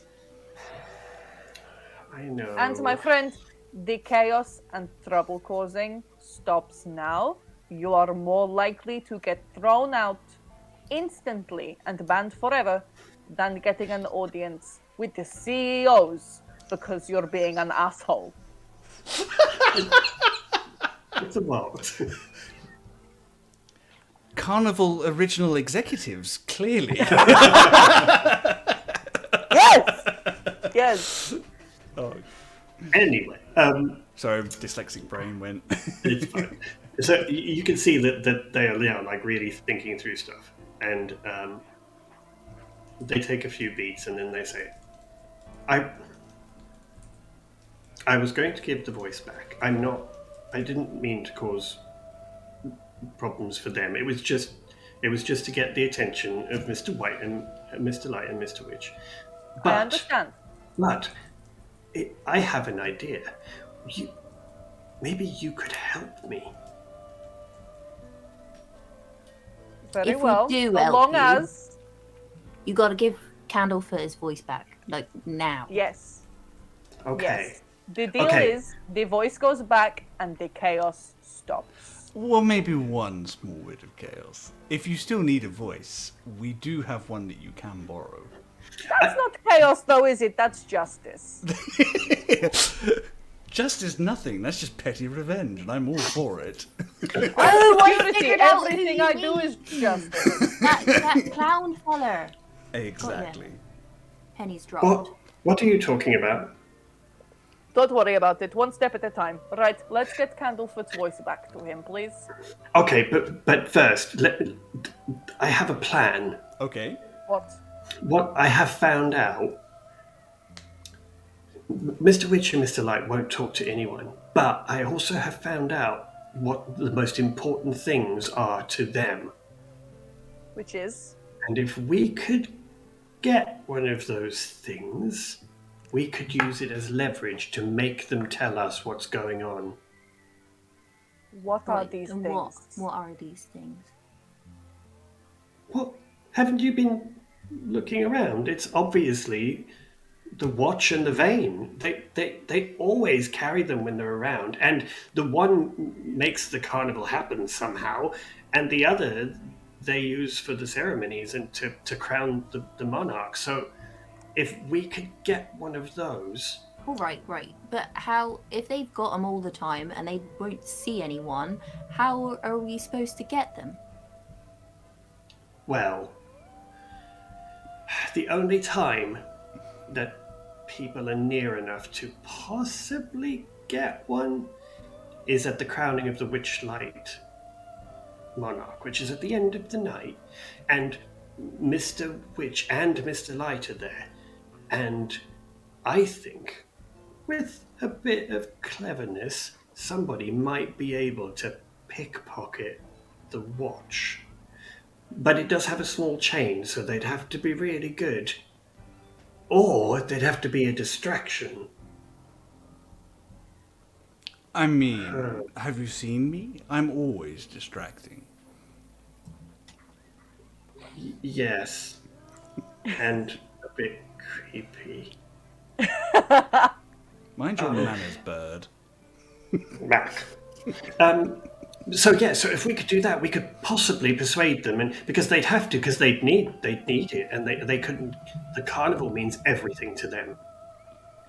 Are we sure that holding something incredibly important hostage isn't just going to make things messier? It's the only thing that matters to them. If we give it back at the end, it'll just give us enough leverage to make them talk to me. Or to you. If I am part of this, I do not think I'm going to have a job afterwards. If we solve whatever this problem is in general, maybe we just want a chance to talk to them. Then they can be honest about what on earth is bothering them. They can tell us what's going on with the carnival. Maybe we can help with that. Everything seems to be leading somewhere. If the trouble happens to stop because you fixed it, they would be very grateful to you, so perhaps you wouldn't lose your job. But only if we can find out from them what's really going on, because there is some weird things going on in this carnival. Yes, it is a risk, but if we ignore it, it's only going to get worse. Okay. Also, we must have a couple of friends who work in the carnival that can, maybe just help us a little. Yes, there will be some that we can definitely talk to. I definitely think we need to do the stealing the voice thing, though, because one person who is not going to help us needs to be very quiet for a while. Very That's quiet. Yeah. Everyone here will hail you as a god if you take away this voice. Lesser god, minor deity at best. Or, But yes, you would be very popular. first things first, we get Candlefoot his voice back now. Yeah, because he's got to declare his love to Palasha and they got to live happily ever after. I'm on the edge of my seat. Exactly. Yes, Asta is very What have you been invested. doing here? Fixing people's relationships. What have you been? Have you not been paying attention? I've been trying to... So Right. we fixed one relationship, which was ended very well. Now we're fixing another, and then we're going to fix your relationship with your patron. See? Exactly. And you're going to write Palasha a very nice apology letter. She seems like she's nice and forgiving. You can have the voice. I don't know her. Look, do you want the voice back or not? Yes, but I also am building a list of things I want to get from you afterwards. Let's do the important stuff first, though. Do I have your agreement that you will help me find out what's going on? Oh, absolutely. I mean, we're doing that already. So Yes, since it's our purpose as well. As long as you promise not to hurt anyone. I never hurt meant anyone? to hurt anyone. It was just to cause mischief so they'd talk to me. Fine. Right, let's go and find this clown. Very well. Do not leave our sight once. While we're walking, can I just been meaning to ask you something, Mona. How does one get crowned as the carnival whatever? Are you looking to go free for free? 4 for 4, I think you'll find, actually. You're gonna get prom king. Prom king. I mean, I was just interested. You would know How that does one? the monarch is chosen at the end of the night, and it is actually chosen by um, the Witchlight vein, which is the kind of staff that had the butterfly that sort of spins around, which Mr. Light carries. And it kind of magically picks someone. But you also know that it is very much tied to the joy of the carnival. So, from what you know, it's usually the person that has brought great joy to the carnival that night, or sometimes it's the person who's done the best performance if they have done something at the extravaganza, or something like that. It's always tied to the happiness of the carnival. Oh, that's so wholesome. Well, I've won 3 things. I've got to be in the running at least, right? I mean, yes, you are. Like, if this was a points system, you are What are you doing saying? very That I well. don't bring joy? You bring endless joy. Look at you. Oh, so that's all we have to do. And I think Nerrigan will just bounce off to one side and rub against someone's leg and just let them scritch his head and then jump back to the others. Because if all we've got to do is make people have a happy evening, that's easy. Oh, that is. Well, not both of you are everyone so likes cats, though. Just remember that. Yes. I know it's What? crazy to imagine someone. What kind of ridiculous doesn't like dog cats. propaganda is this? I know. Terrible, really. But these people do exist, apparently. Kettlestream is watching this exchange with just complete sort of disbelief on their face. Just Oh yeah, hold up. We haven't even asked what their name is. I feel like Yeah, I was Mona's like, gonna. who's that? Oh, right. Mona's just gonna real quick before we go into it. Be like, oh, wait. Your name, please, so I know what to yell as you try to run away. my name is Kettlesteam. Okay, very well. What are your names? My name's Aster. That's Aster. Nerrigan. I am Nerrigan. Desdemona Svalbard, head of security. Got that one. Right, let's get this voice back then, and we can make a plan. First, get rid of the current voice. Second, get a new voice. Then we can move your plan along. May I ask what sort of line of sight or distance do you need in order to take a voice? Because I don't fancy getting a bollocking again or That going went somewhere really, with someone. really terribly last time. It Well- super did. Getting a voice could be tricky, because I can't really do that spell again for a while, but Oh, Ugh. it's fine. My own voice is fine, but they'll recognize it, because I've tried to talk to them before. Right. Well, you're going to keep hush then. Let's go give the voice back. Right. And so, Mona, I mean, you would know there are a few places that Candlefoot would be. Obviously, the one he's usually at is in front of the Hall of Illusions. So you can go and have a look there, should you wish. Or if... Oh, I was going to suggest you could look in the staff area, but that's probably not great right now. Nope, I just walk in by myself, just flipping him off as I walk past.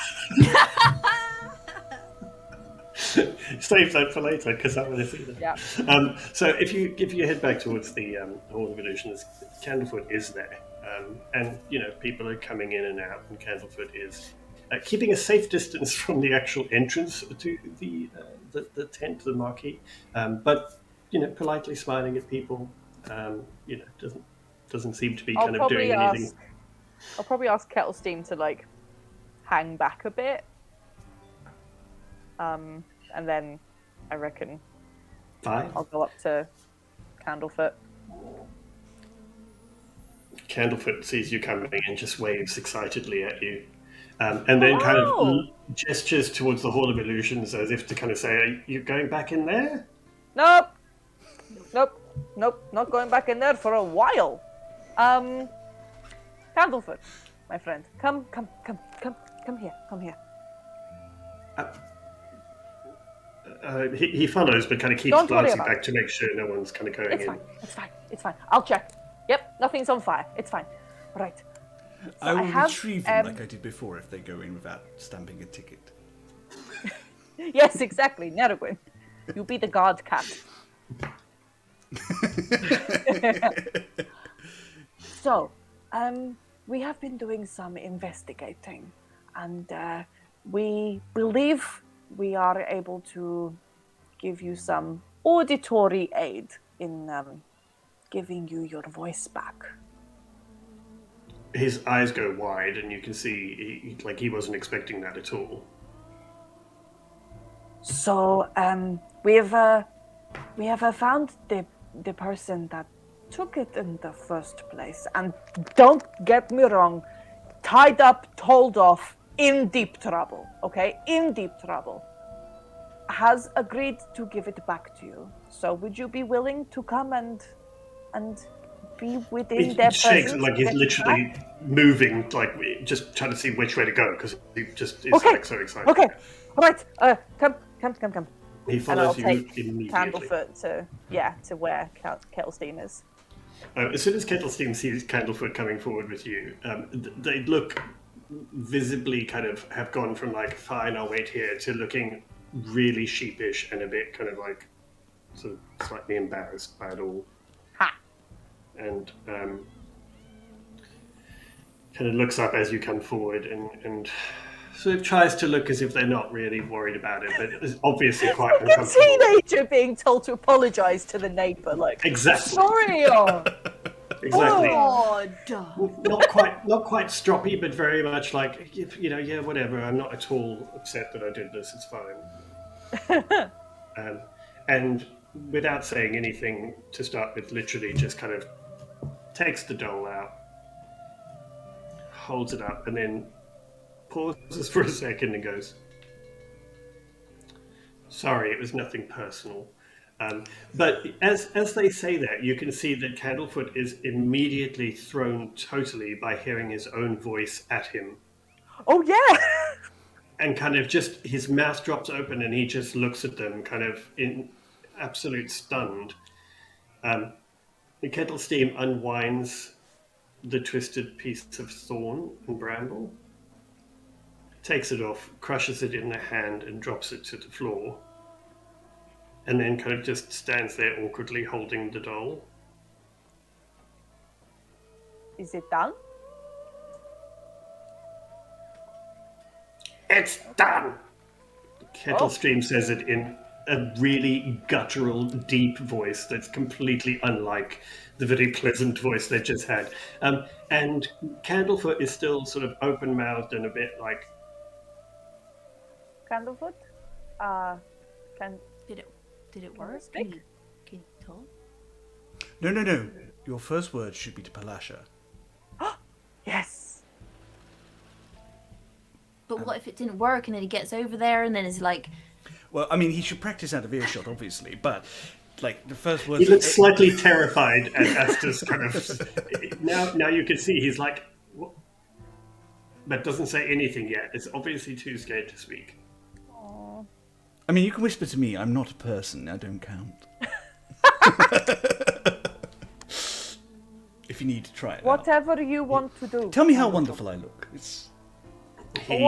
He clears his throat, it sort of swallows, rather, not clears throat, but you see him take a sort of swallow, and then he leans towards Mona and sort of cups his ears as if to tell you a secret, and he whispers very close to your ear. He just says, "Thank you."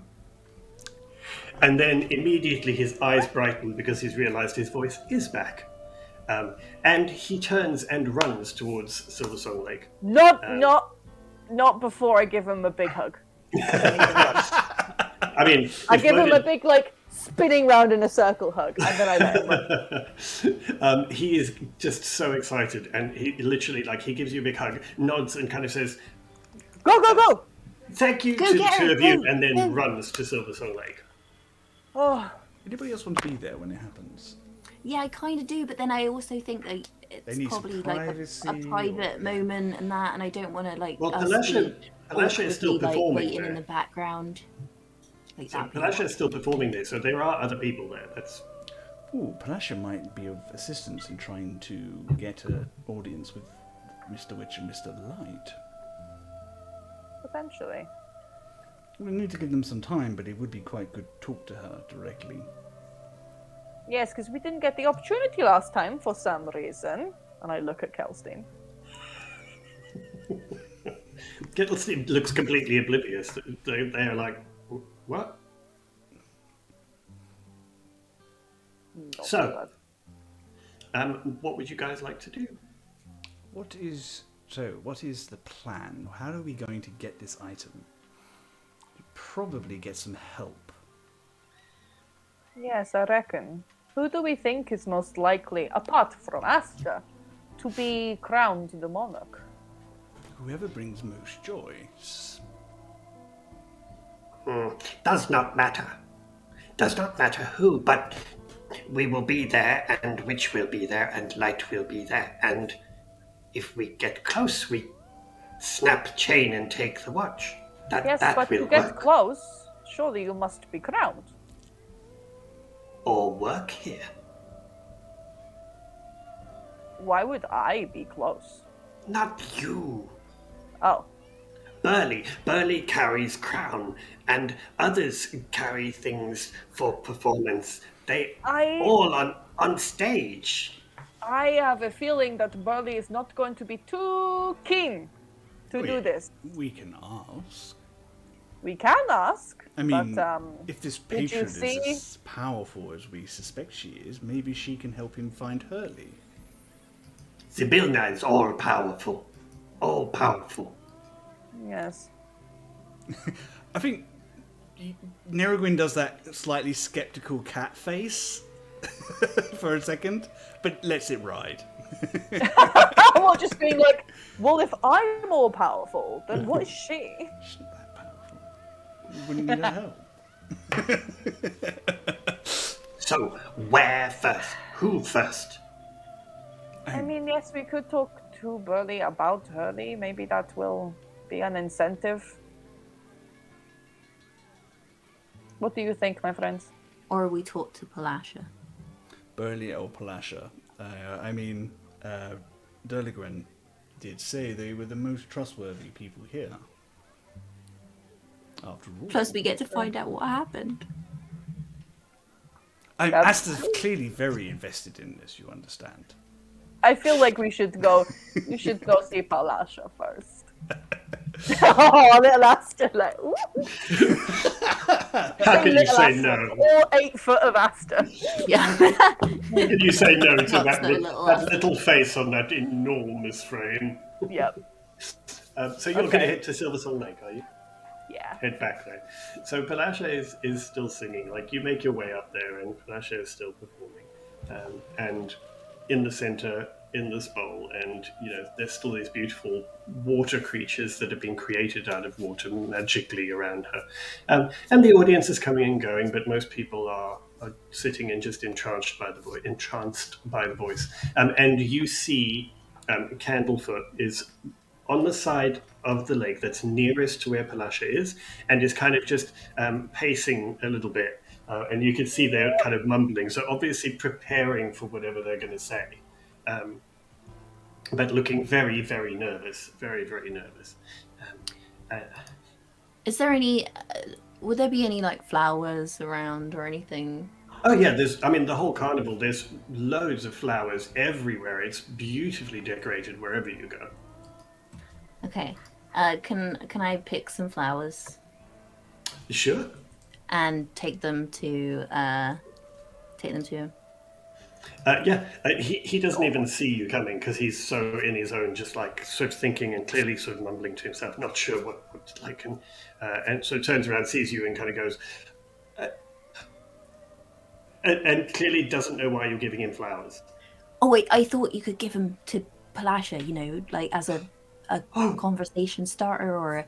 Thank you. Thank you. Yes, conversation starter. Right. And he okay. just puts his hand on his shoulder and is going to cast guidance and tell him, give him a pep talk, you can do I this. feel like Asta's hand must be like a weighted blanket as well. Oh, Yeah, I love So you that. go oh. Just speak from the heart. I'm sure she is going to be so happy to hear it from you. And yeah, just tell her honestly how you feel, and you can't go wrong if you're just speaking from your heart. Okay, speak from the heart. I got it. What, what do I say from the heart? Okay, no, I can do this. It's fine. It wasn't that long ago. It's fine. I can talk to her. I hope she's not too upset. I'm fine. It's fine. It's all okay. It's fine. And he takes a breath, holding the flowers in his hands, walks to the edge and stands facing Lasha, who is some way off in the bowl, performing. And it feels like she's kind of wrapping up, and she finishes her song, and the audience kind of applauds. And she does this kind of little spin in her bowl that almost looks like a sort of a swimming curtsy, and sort of, obviously thanks everyone, and turns and pulls herself up out of the bowl and just very elegantly sort of splashes into the lake, and then comes up and sits on the side of the bowl where there's kind of the gilt frame of the bowl that holds it up on this little island in the middle, and clearly obviously sits there and lets people applaud and whatever, as she does every performance. And she does this, looks around, and she turns and sees Candlefoot, and first she looks a little uncomfortable because she doesn't know what to do and she doesn't know what's happened, obviously. So she's a bit like, oh, this is going to be awkward. And she kind of gingerly waves, and Candlefoot kind of stands there, waves, and looks down really awkwardly. And then he just looks up and yells at the top of his voice across to Palasha, I love you! Across the lake. Yes! And drops the flowers and dives into the lake to swim towards Palasha. And she is completely flabbergasted, like her face lights up. And she's obviously so shocked, and she dives into the water and swims towards him. And, she's a little more elegant and faster than him, but they literally meet and they hug. And, it's all a little bit awkward and a bit wet. And that's not just the kissing. And then they kind of head back towards where you guys are, with her beaming from ear to ear and him completely sopping wet. And they come towards where you are. And as they come up, Palasha kind of looks at you all and sort of smiles, recognizes Mona, obviously. And Candlefoot kind of staggers out a little bit awkwardly, not the most elegant of sort of creatures that he is in his now sopping wet grey clown outfit. And he just goes, was that okay? It was very heartfelt. Great. And then, quite then the he, kind of, declaration. he starts gathering up the flowers that he dropped before he jumped in and kind of awkwardly trying to give them to Palasha. And she's just like beaming. She doesn't even say anything because she's clearly just so happy with it. And he says, they helped me. Thank you. Thank you again. Thank you. And Palasha just says, thank you so much. I don't know what to say. Thank you. I thought he couldn't bear to tell me that he didn't love me, but he does. And they just literally just sit arm in arm. And 100 times Palasha and him just kind of keep saying thank you, thank you, thank you to you guys. Oh, I said I would help you, and we did. You did. And on that note, I think we will take a quick break. To have a cry. Honestly, Candlefoot has been living rent-free in my head since we played the first session. So we will take a quick break. It is now 15:15, so we will be back at 25 past. Does that work for everyone? 10-minute break? Hot chocolate time. Awesome. Thank you, everybody. Please join us for the second half because there is more exciting stuff to happen. And we will see you in about 10 minutes. We're not killing Thaco. We might kill Thaco. Join us for part two. Join us for part two of Wild Beyond the Witchlight, which tonight is called The Murder of Thaco. Yep.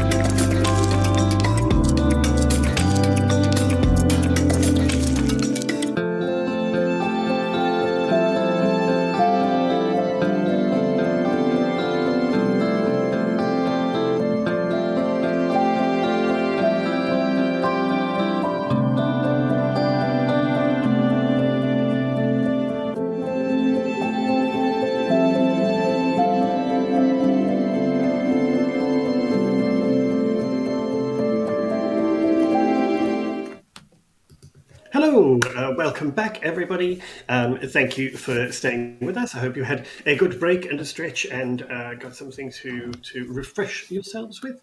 And we are ready to take on some more craziness at the carnival. So, we left our wonderful party of oddballs talking to Palasha and Candlefoot, who they have just reunited in the proper sense of the word, because Candlefoot can now speak again to his beloved. So they are at the side of Song Lake with you guys, and I would say that you would probably sit with them for a little bit. And I got to water my crown. indeed, you do. Well, there is a lake in front of you. Yeah, he just rushes over and dunks his head straight in the lake. Palasha, Candlefoot, and Kettlesteam clearly are really confused by why Asta has just run in and shoved his head into a lake. It's a whole thing. Don't worry about it. Have to water the crown. Obviously. Sure. And Palasha explains to you what happened. Kettlestein sits nearby, but a little way off. Doesn't say anything, but listens. And basically, their timing was impeccably awful. And Candlefoot's voice was stolen shortly after Palasha confessed that she loved him. And he, not being able to speak, she immediately thought it was because he didn't want to say he loved her. And then he was so mortified by the fact that she thought that and that he couldn't communicate with her properly that it then just got really awkward and they didn't know what to do about it. So that's why there was this awkwardness amongst, between them, which could have probably been sorted if they'd had a discussion. But it was such a big moment for Palasha, because as you have heard previously, she doesn't trust easily. And so it was such a moment for them, and him not returning, saying that he loved her, was confusing and mortifying for both of them. So they explain this to you, but are very much sort of just like floating on cloud nine. They are so happy to be together again. You find yourself sitting with them. Now, I don't understand human ceremonies particularly well, but I am getting the sort of gist of it. Should these two ever get married, Mona, may I suggest that you get them some stationery?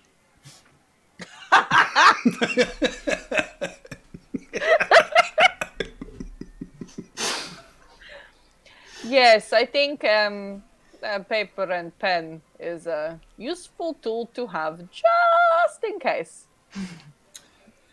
I mean, this is very unusual circumstances, so... Candlefoot sort of takes a while to get that one, while Palasha kind of giggles a little. And eventually Candlefoot... Sorry. That's fine, we're a dog-friendly crew. Eventually Candlefoot just says, turns out I was a really terrible mime, too.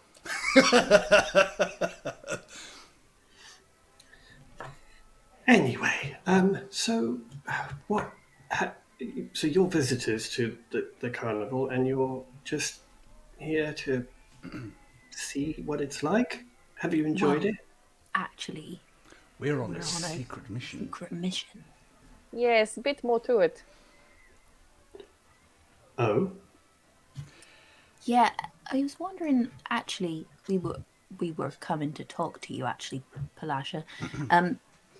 We were wondering if maybe you could help us.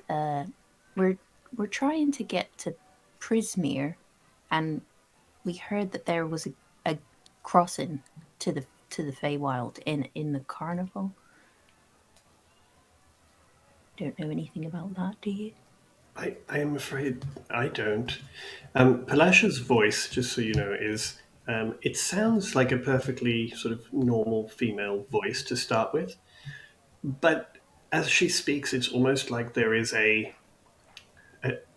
dull echo, and you realize after a few seconds it sounds like someone's voice sounds underwater, and it's kind of overlaid over her normal voice. And you so realize cool. very quickly that's what it sounds like. But she speaks very sort of normally, but very melodically.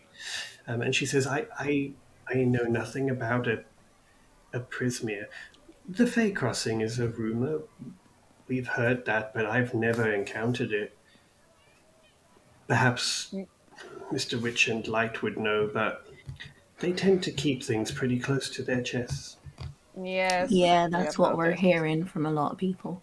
You wouldn't know like the best way to get an audience with them, would you? They only really talk to those who've brought great joy or great sorrow, or to the people who work here, and of course, in the big top extravaganza and the crowning of the Witchlight monarch, they're always there for that. They have to be. They bring the crown and the scepter, and that's where we normally find them at the end of the day. That would be the best place to talk to them, I would think, but they don't give up secrets easily. There's rumors that they're not the original owners of the carnival, too, but Yeah, I'm hearing that they too. never really Yes, want I to have talk heard about it. this. Have you spoken to them about it? It's been mentioned when we've just chatted in the staff area, but they avoid any real conversation about it and simply tell us how important the carnival is to them now and that this is their life and they never ever want to leave it. Which, to be fair, makes sense. They do seem to love the carnival and would do anything for the carnival. Yes, anything. Never want to leave it or like can't leave it. I don't know. I don't know. I've never thought about that, but they do seem genuinely happy here. And when anyone talks about what they were like when they were young or children, it seems to be a time that was less happy for them. So a lot of people run away to join the carnival or to travel so that they can get out of unhappy places or circumstances. Perhaps that's what drew them to the carnival. Do we? What do we do? Do we think we should do in terms of trying to get to talk to them? I mean, there are options and there are things that we could ask you to assist with, but we would like to stay on their good side as much as possible. We just Yes, need and to. we've already successfully got on the bad side of Taco, if you can't believe it. I mean, does that man even have a good side? Not that any of us have seen, Clearly not Nope. someone who likes cats. but he is fiercely loyal to the carnival. Yes. Perhaps in a misguided manner, but he is fiercely loyal to the carnival. And to Mr. Witch and Mr. Light more I specifically. fear Bob used to have Yes. a word for it. Job's worth. That's it. I think the best place to get their attention is at the crowning of the monarch, but they often grant an audience to those who bring great joy to the carnival. And from what we've heard, you've been doing quite a good job. Oh, we've just been trying to help out where we can, really.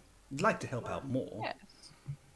And Candlefoot immediately says, well, you did help save those halflings and their marriage proposal. That was pretty amazing. That is true. Oh, and didn't one of you do really well at the snail races? That I was heard me. about that. It was me, but Asta won. That was a Right. good one. I mean, who doesn't like watching a cat on the back of a giant racing snail? Palash is You going to look don't have at to Mona. answer that. Yeah, Palash is look at Mona and kind of very quietly go, am I supposed to answer? It was rhetorical. Oh, okay. So yes, perhaps that could get you an audience with them. I did Otherwise- also win the eating contest. So I did not No, take you heard part in about that. I am Oh. lactose intolerant, and it would not have ended well for anybody. Okay, that's canon. I'm writing that down. Actual fact, cats are lactose intolerant. They should not eat too much. Nope, same as dogs. They love cheese, but cheese will make love them them, yeah. throw up. See, kids, D&D is educational too. The more you learn.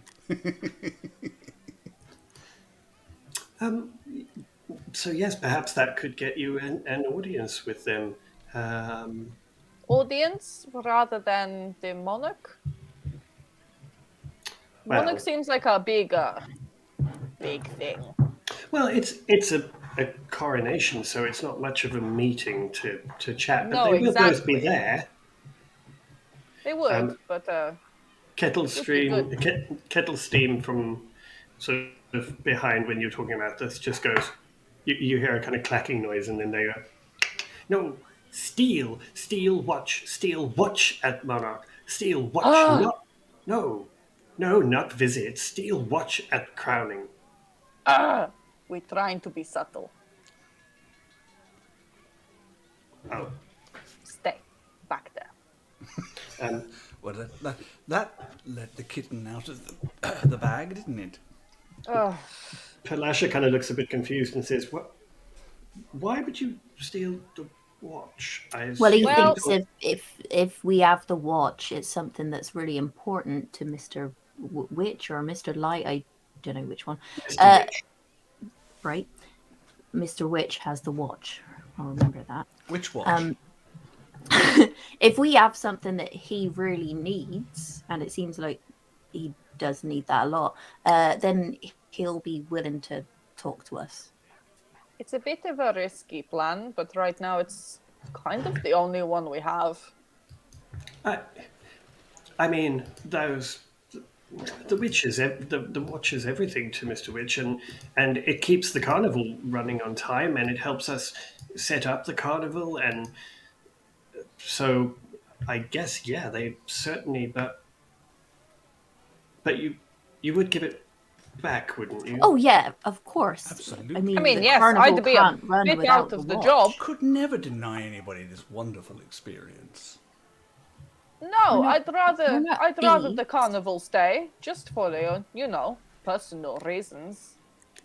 Well, the crowning of the carnival is, well, it's probably in about an hour's time, so you have a little time, but I mean, I am there. I sing at the crowning of the monarch, so I'll be on stage if that makes you feel any better. Mr. Witch and Mr. Light will be there, but I will be there too. That does. Is there any way you could help us with some sort of, I don't know, diverting of their attention away from, the immediate us? Some of your beautiful illusions and demonstrations, maybe they get a little bit closer to Mr. Witch.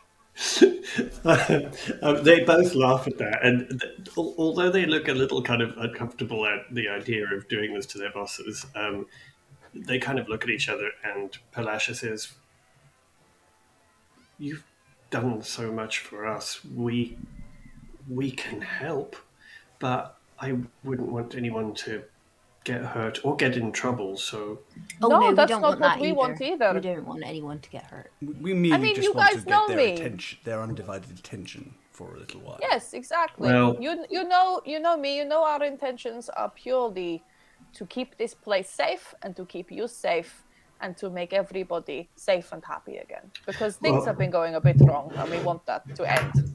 That we know.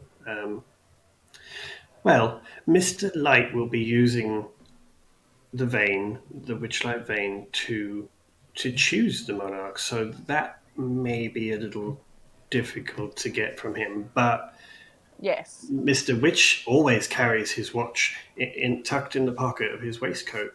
There is a chain on it, but if you're going to try and do something like that, that's probably the easiest.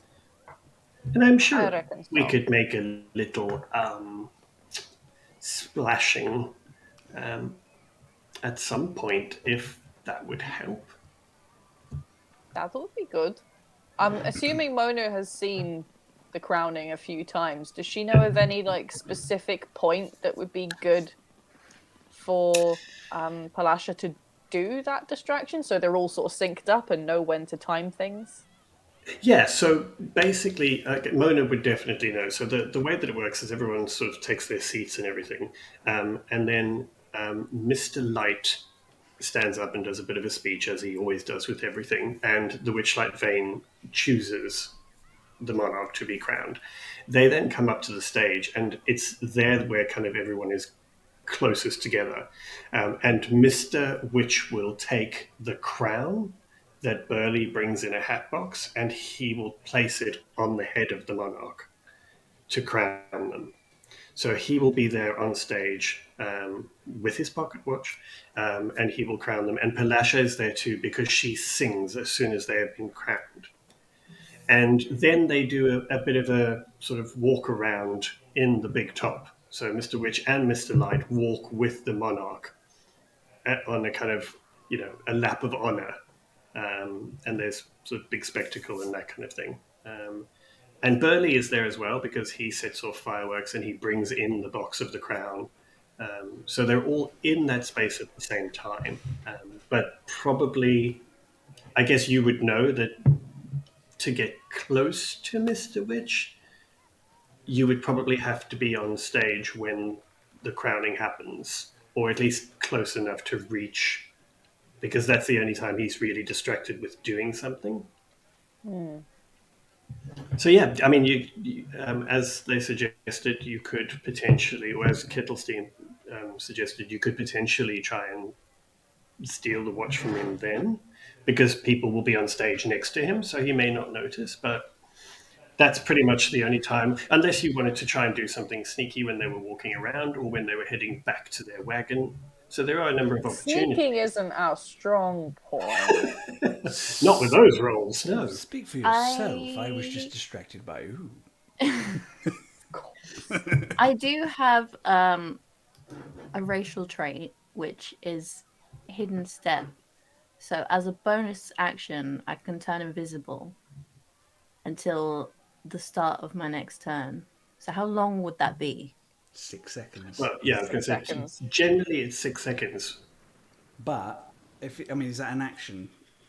So bonus action. It's a bonus action. So you could then move mechanically, for those of you I could use it to get behind him, Yeah, right? Without him knowing that I'm there, basically. But if you're the one being crowned, you're going to be in full view. And it does seem most likely that you're going to be crowned. I mean, it wouldn't even fit over my beautiful ears, let's be honest. I mean, I don't mean to burst your bubble, but there are other people at the carnival. So until the Vane chooses, you won't really Yeah, know. we won't know who it is. And even if I'm there, like, I could be there 1 minute and then poof. How clever is this Vane? I mean, if we go out of our way to try and make everyone happy, knowing how it all works, is it going to go, aha, but you did it because... All anyone knows is that it tends to be the people or the person that has brought the most joy to the carnival that day. It happens every day at the end of the carnival. So it's based on that day only. But that's all you know, that it's magic and it chooses. Well, we will certainly take you up in your offer of assistance.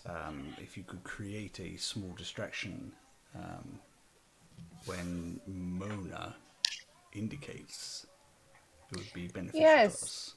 I'm thinking, so the box that the crown is in, that normally has a lid, yes? I would think so. Burley always gets Yes. it, and it's kept very safely somewhere in Mr. Witch and Mr. Light's wagon, I believe. Well, but... I was thinking maybe if we have a chat with Burley and mention our plan and what we're hoping to help him with specifically, maybe that lid gets a bit stuck. know. It's a bit stiff that day. And Oh, thank goodness! I thought she was going to put me in the box. no, I wouldn't dare. Maybe I mean, the that little would be a gets a little bit surprise. stiff, and which has to sort of focus for a minute on. Oh, this is unusual, and then maybe that will give someone a bit of an opportunity, and then Palashi, your distraction could come after that to extend a little bit of a distraction time. I don't know. Just throwing ideas around. What do you think? It is quite a good idea, and I certainly like it more than being put in a box. I would never put you in a box. Don't worry. Candlefoot very quickly kind of goes, I know what'll help. You have to be prepared if you're going to be on stage. Right, all three of you, come on, come with me. Stand up, stand up, now. And he starts guiding you through breathing and vocal exercises. And he keeps going right now and la la la la. Come on, La la la la la la. la. Everyone, come La on. la la la. I won't do it, but I will. But Daragwin does that cat yowl. I know it well. Candlefoot is clearly slightly off-put by that, but kind of just nods encouragingly. And he says, right, what we're going to do now is I'm just going to give you some acting lessons.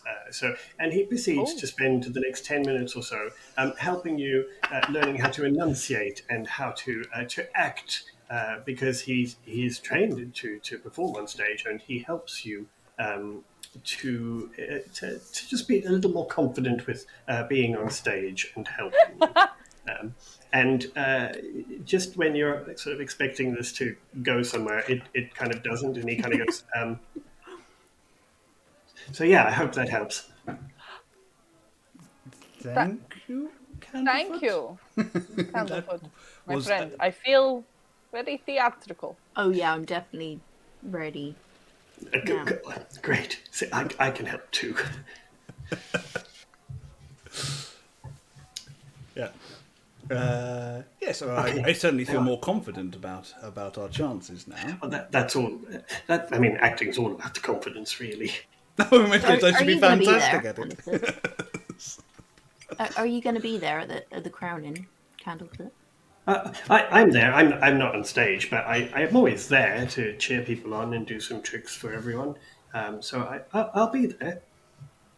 Excellent. Excellent. Well, we have taken up quite a bit of your time, and the two of you have got some catching up to do. We thank you so much for all your help. Well, thank you for everything you've done.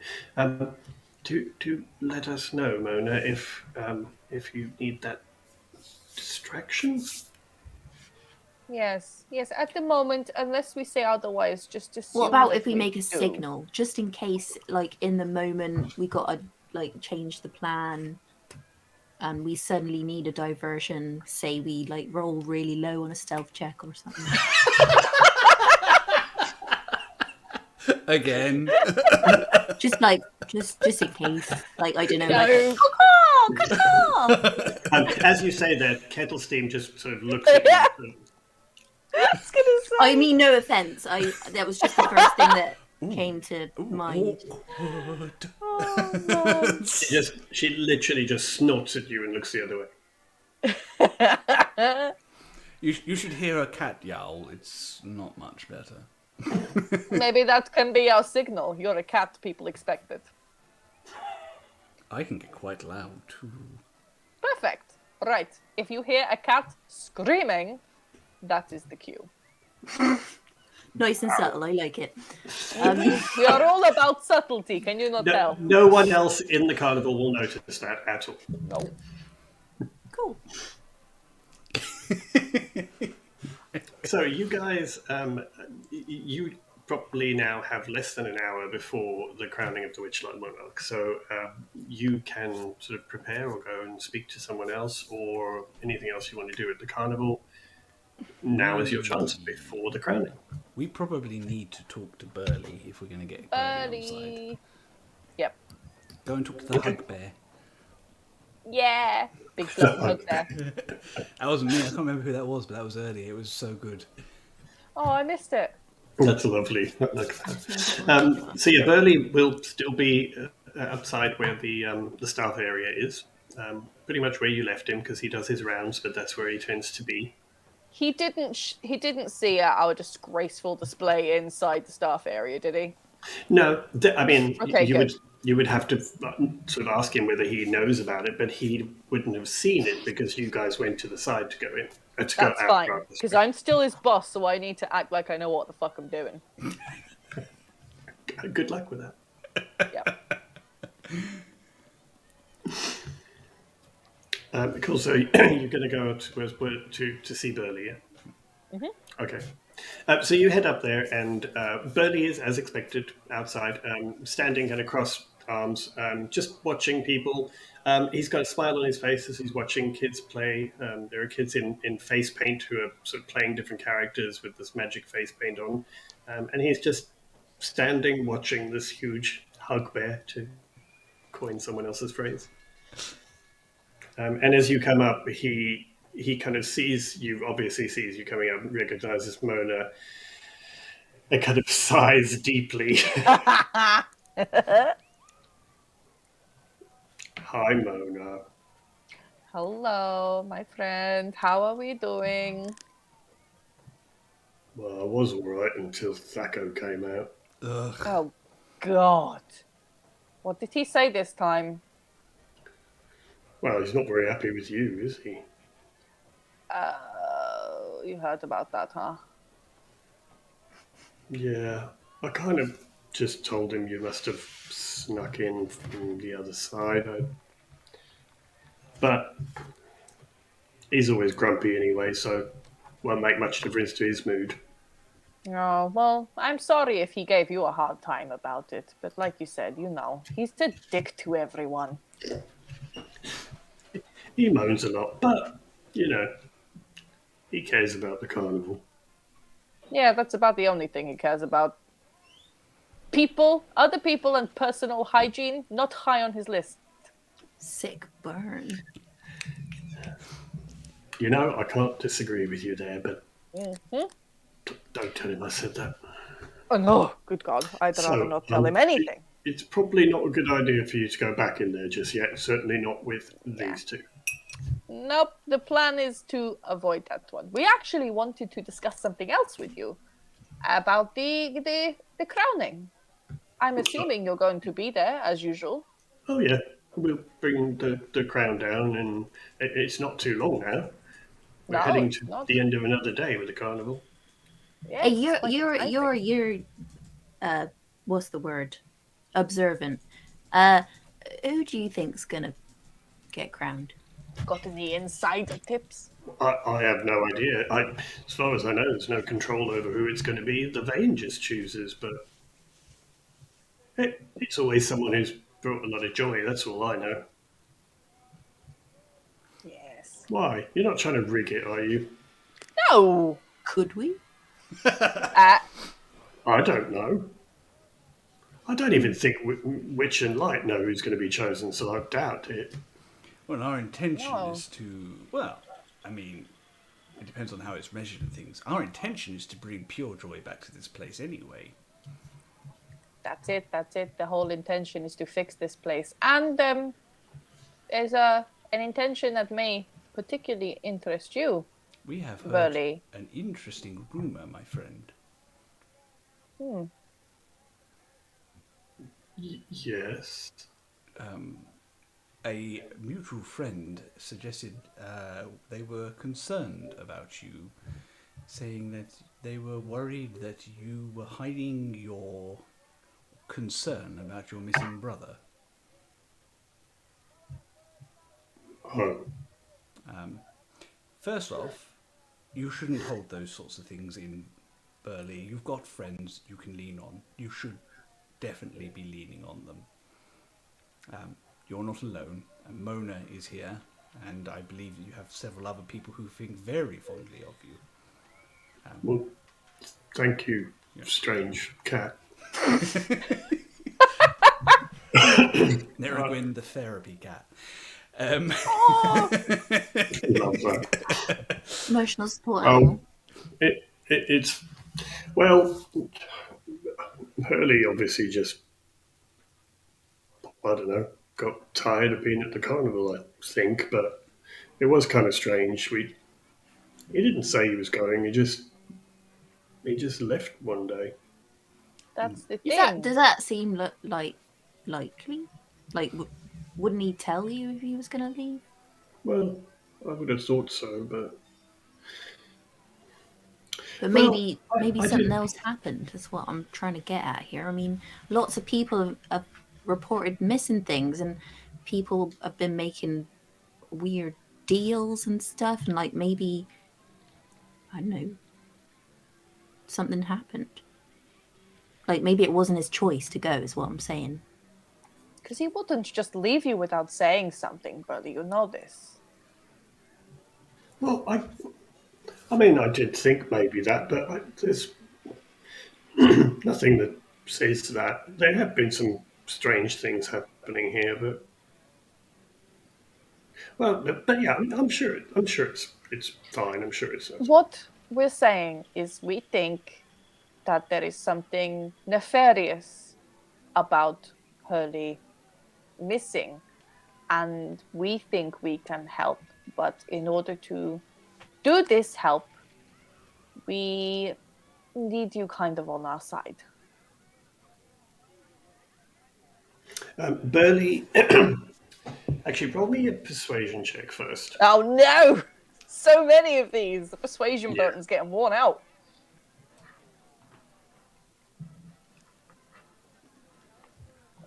13. Okay. Burley obviously seems interested, but a little bit kind of nervous about talking about this. But he does eventually kind of just sort of look around, and he kind of ushers you a little bit away from the enclosure where the doors and everything are. Possibly. Get me out of melee range of Thaco. And he says, "Look,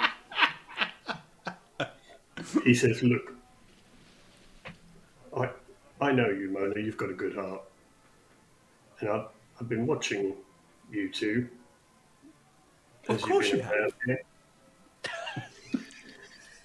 You're the first people that might actually be able to do something. I think something's going on with the carnival. People Yes, and so do things we. keep going missing, and I think." Look, the bosses are very good to all of us, and they really love the carnival.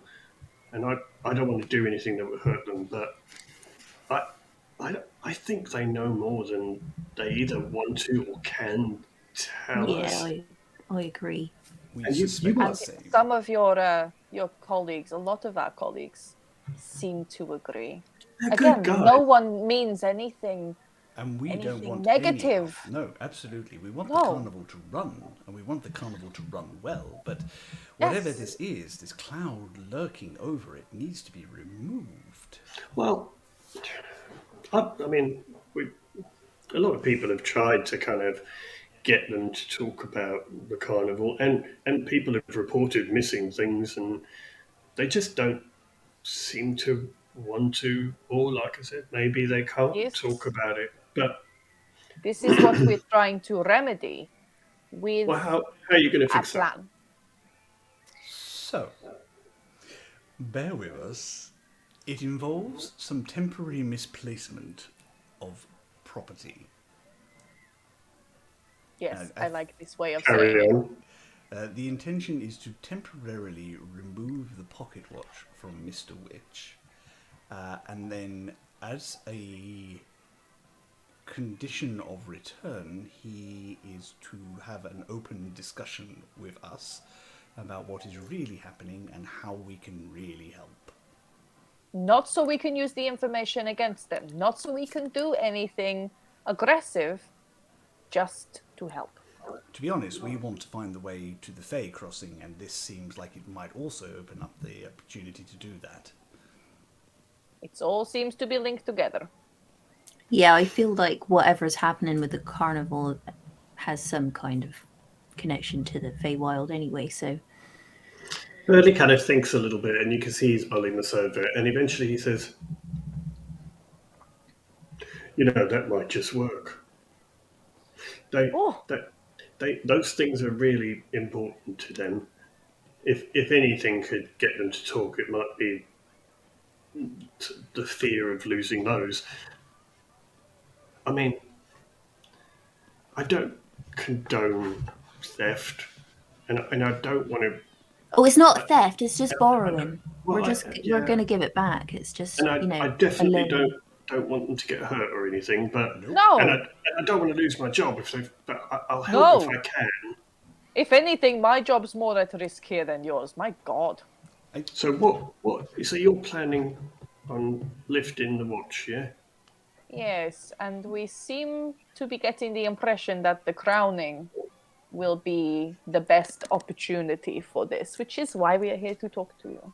Well, there's a lot of things happening, a lot of people on stage. It could work, could work. What we need is access to the chain and the ability to remove it from Mr. Witch at a certain time. We believe we might be able to provide a distraction at that time. Yes. That could work. I mean, the chain is always on the pocket watch on his waistcoat, so it doesn't really go anywhere but there. But he'll be kind of busy at the crowning, and we'll be there, and there'll be lots of things happening. So I guess that's probably a good time. But I won't see any harm come to either of them. No! You have my word in front of my God. They may be There you flawed, go. but the carnival, it'll fall apart without them. They really do keep it going. Yes, I agree completely. No, I personally ensure that nothing bad happens to them other than, as Nergwin very eloquently put it, oh no, it was you, Asta, wasn't it? A temporary misplacement. Yeah, it's just but we're just borrowing it for a few minutes, and then we'll give it right back. Yes. Well, the watch is definitely small enough that it's easier to steal than the vein. The vein seems to be a bit front and center for us to take anyway. Yeah, and the crown kind of magically goes back to its box, so that's not going to work. But, right, well, you've got not very long before the coronation, so what's your plan?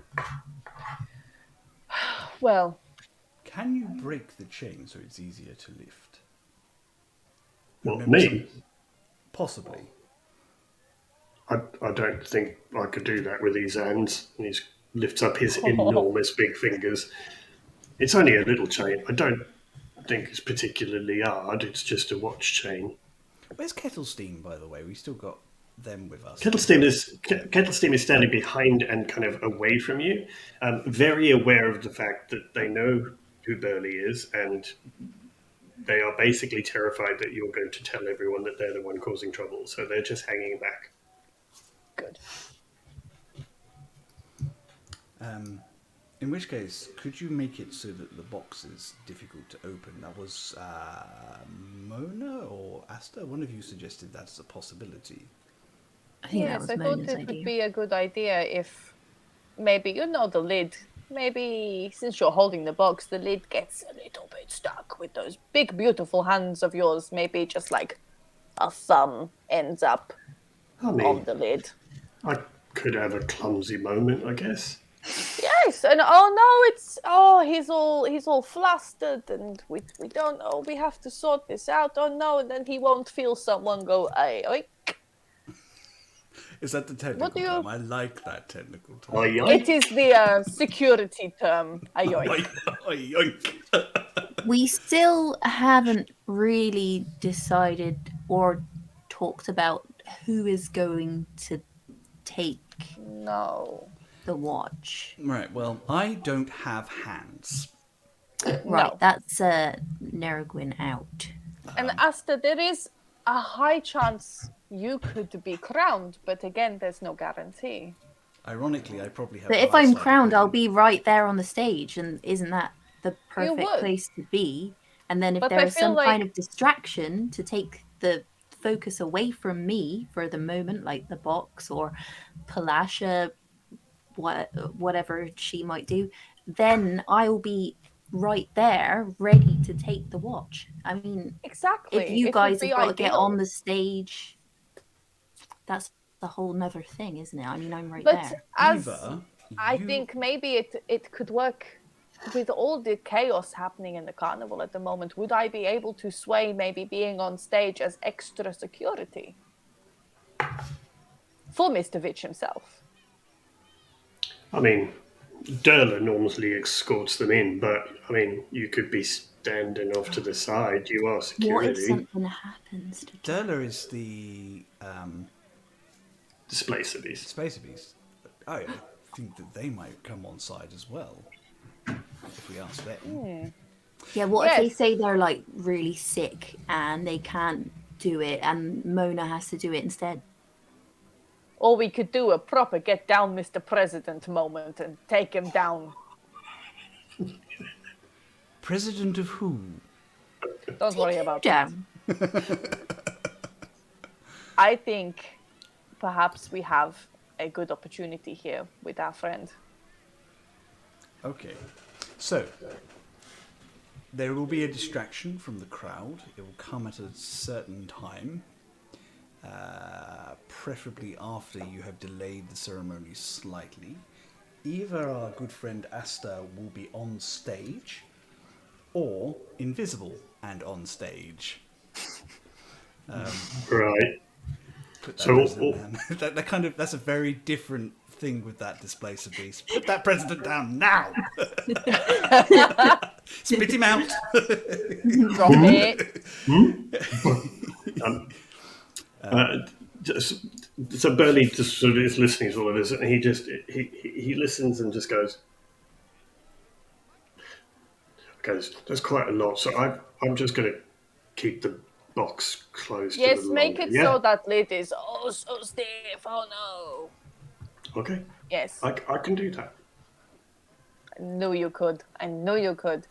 And of course, we are going to make it one of our very top priorities to find Hurley. Well, I don't really know where he is, but No, You know. neither do we. But like we said, it seems more likely that something not terrible, but that something against his will may have happened, rather than him just leave you without saying anything, because you were joined at the hip. that was just a rumor. I mean, Nerrigan will look at his hip. Nenegrin, don't stare. Well, you best get your planning gear then. I've got to do another parole, but I'll make sure that he has a bit of trouble getting the crown out the box. How's that? Sounds perfect. All right. Right. Well, good luck. And if you do pull it off, then sort of find me and I'll take you to them because Thank they'll want to get it back, and I can get you through for that. But if you get it, good luck. Thank you, Barley. We knew we And could he- rely on you. He's going to wander off, going to do his routine patrol. One more stop. Do we want to talk Yeah. to Durligren? Absolutely. Is it Durley? Delagron, Durligren. yeah. So they most of them call them Durla. Derla. Okay, cool. So you're going to head to where they are, which is to the lost property. Yes. Cool. So you head towards lost property, and Durla is there. The two boys that were there earlier with them have gone, but there are a few other kids sitting playing, and Durla is literally just lying watching them play, perfectly peaceful. And as they see you approach, they stand up, and you are once again struck by how huge this beast is, with these huge butterfly wings attached to what are essentially tentacles growing out of it. And Durla just kind of looks and sort of seems very pleased to see you. And as you walk up, he says, "Mona, Nerogrin, wasn't it?" It was, and Nerrigan will just nudge as it goes past, just to say hello. And Derla looks at Asta and very consciously kind of steps back so as not to be too close and just says, "Nice to see you too." Mm-hmm. So what brings you here, Mona?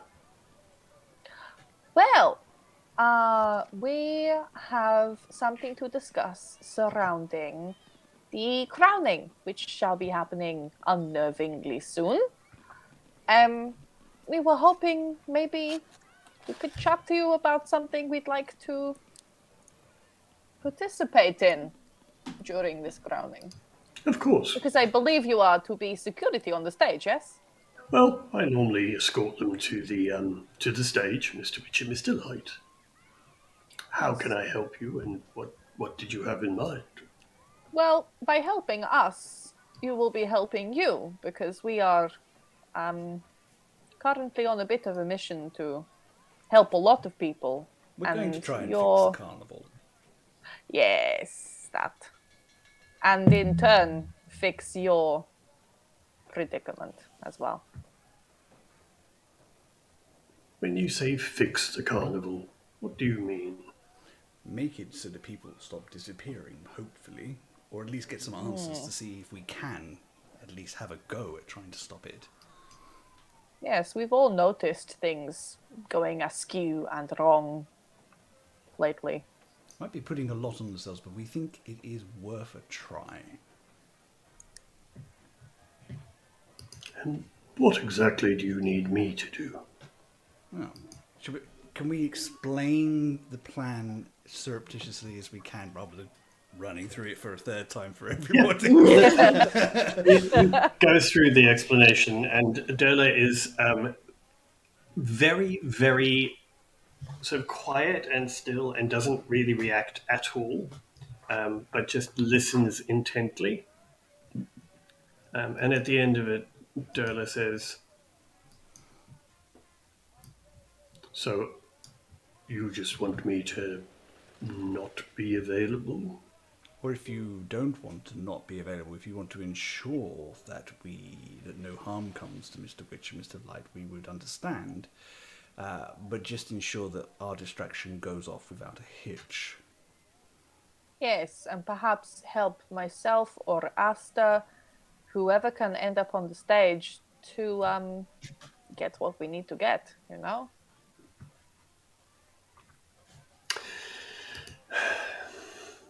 I've never missed one of the crownings. If I'm not there, it'll be more suspicious than if I am there. Well, So then I you tell should you be what, there. I will look the other way if I happen to spot anything odd happening. But you have to promise me that this is only going to be one time for this mischief. Absolutely. Yes. It only needs to be one time. We would definitely rather avoid this if Mr. Witch and Mr. Light would just talk to us, then we wouldn't have to do things like this. But they won't talk, so we can't help. And we're the only ones that seem to be able to help right now. Right, well, in that case, you best get ready, and I will not see anything later. Much Wonderful. appreciated. Derla just turns around and curls up and puts their head down and closes their eyes. Okay, friends. I think we might have a plan. So you have very little time left, really, before the crowning. So, people are sort of heading towards the tent. The signs that are up magically showing people what's happening are already starting to invite people to take their seats. And it's kind of getting to that point where the carnival feels like it's been going for a while. It kind of feels like there is this buzz of excitement, but it also feels like it's wrapping up. There were a few kids that seem to be sort of asleep in their parents' arms, and there are just there seems to be fewer high-level excitement people with the carnival having run now for nearly 8 hours. And so you kind of feel this, and you can see that people are heading towards the big top again. So are you going to make your way through? Right, just Yeah. just one last time. If you are not chosen, you are to turn invisible and try and get onto the stage and close, and try and Right. lift the pocket watch from Mr. Witch. Yes, and once you have lifted it, you will be behind. I suggest you try to sneak away. If you do become visible, just stay out of their eye line. Yeah, because I can't stay invisible for very long, honestly. No. Perhaps And I think people If it might would notice help- a giant furball suddenly I was going to appear. say, if it would help, perhaps if you're able to be in some sort of disguise that would make you blend in a bit better. I can't do that again Oh, no. until we have a short rest. I don't think we have time. I think we have like 3 No. minutes. Okay, that is fine. That is fine. Yeah, I mean, I could have a cat nap, but apparently we're not doing that. Everyone has No, such a no naps timetable. just yet. I know, you poor soul. I'm so You sorry. could always have a cat nap. Well, no, not if I'm keeping an eye on everything. I need me there to make sure it goes well, after all. Yes. My God. Okay. Obviously, Asset, you have are to you be there. are you comfortable with that plan? If Would that be okay? if all you can do is drop it to the floor, I will keep an eye out. If that is the case, I am Good small plan. and fast, and I will try and grab it before anyone else can. Very true. Yeah.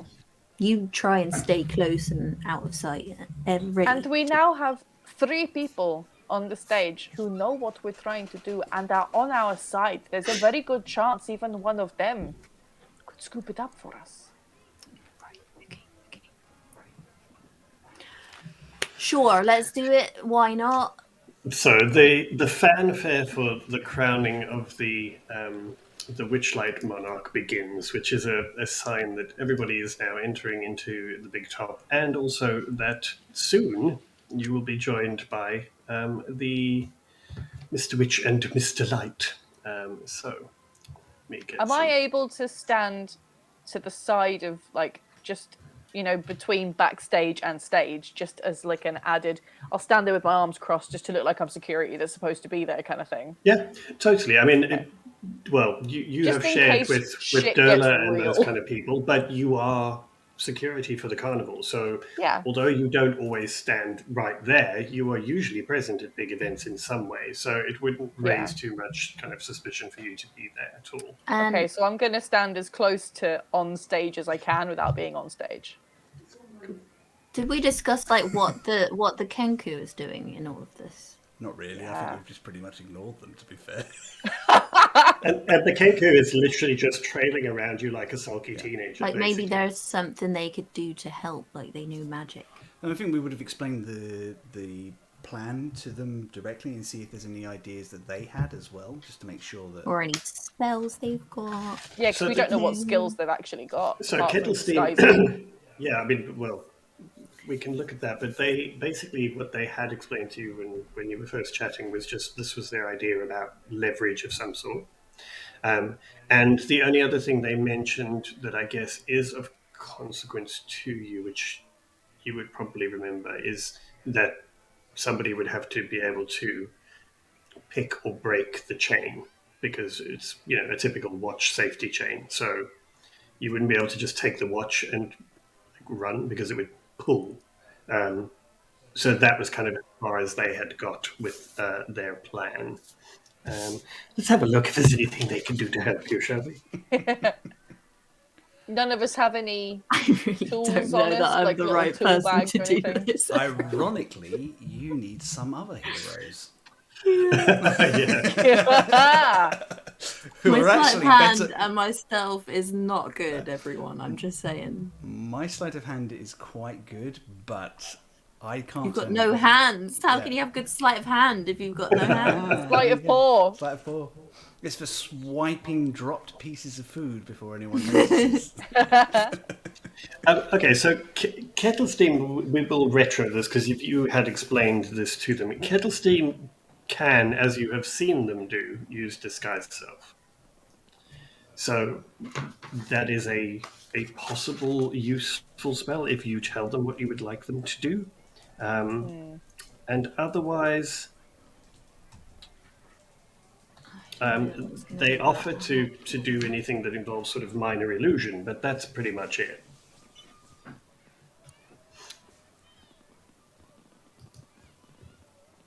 I mean, that could come in handy if you can create an illusion of the pocket watch over its space. So if anything does go awry, it gives us an extra opportunity.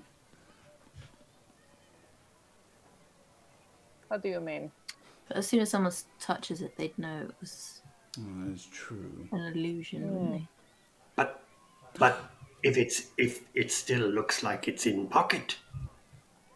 That's what I'm thinking. Yes, there's less chance of alarm bells going off straight away. I can do illusion. I try make watch. Okay. Cool. Absolutely. And if you could perhaps make yourself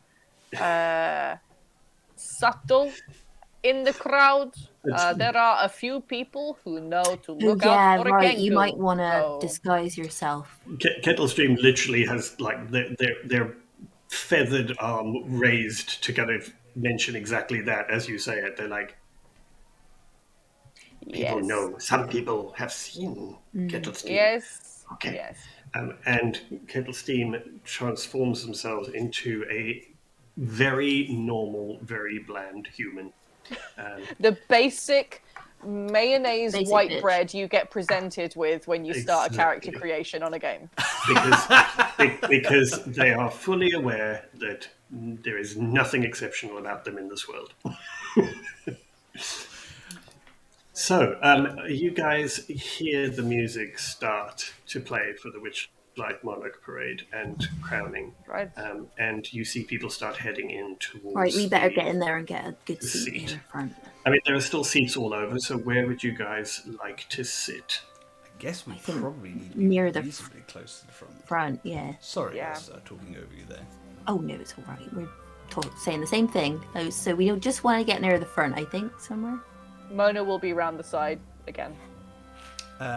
Actually, I think once we get Asta settled, I think Neragrin might go, I might see if I can sneak closer through the bleachers. Oh yeah, good plan. Cool. So you're going to try and sneak through the bleachers to closer to the stage? Yeah.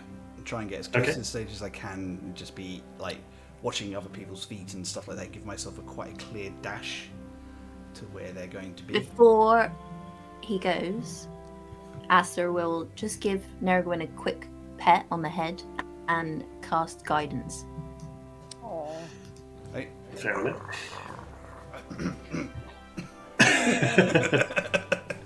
Show no emotion.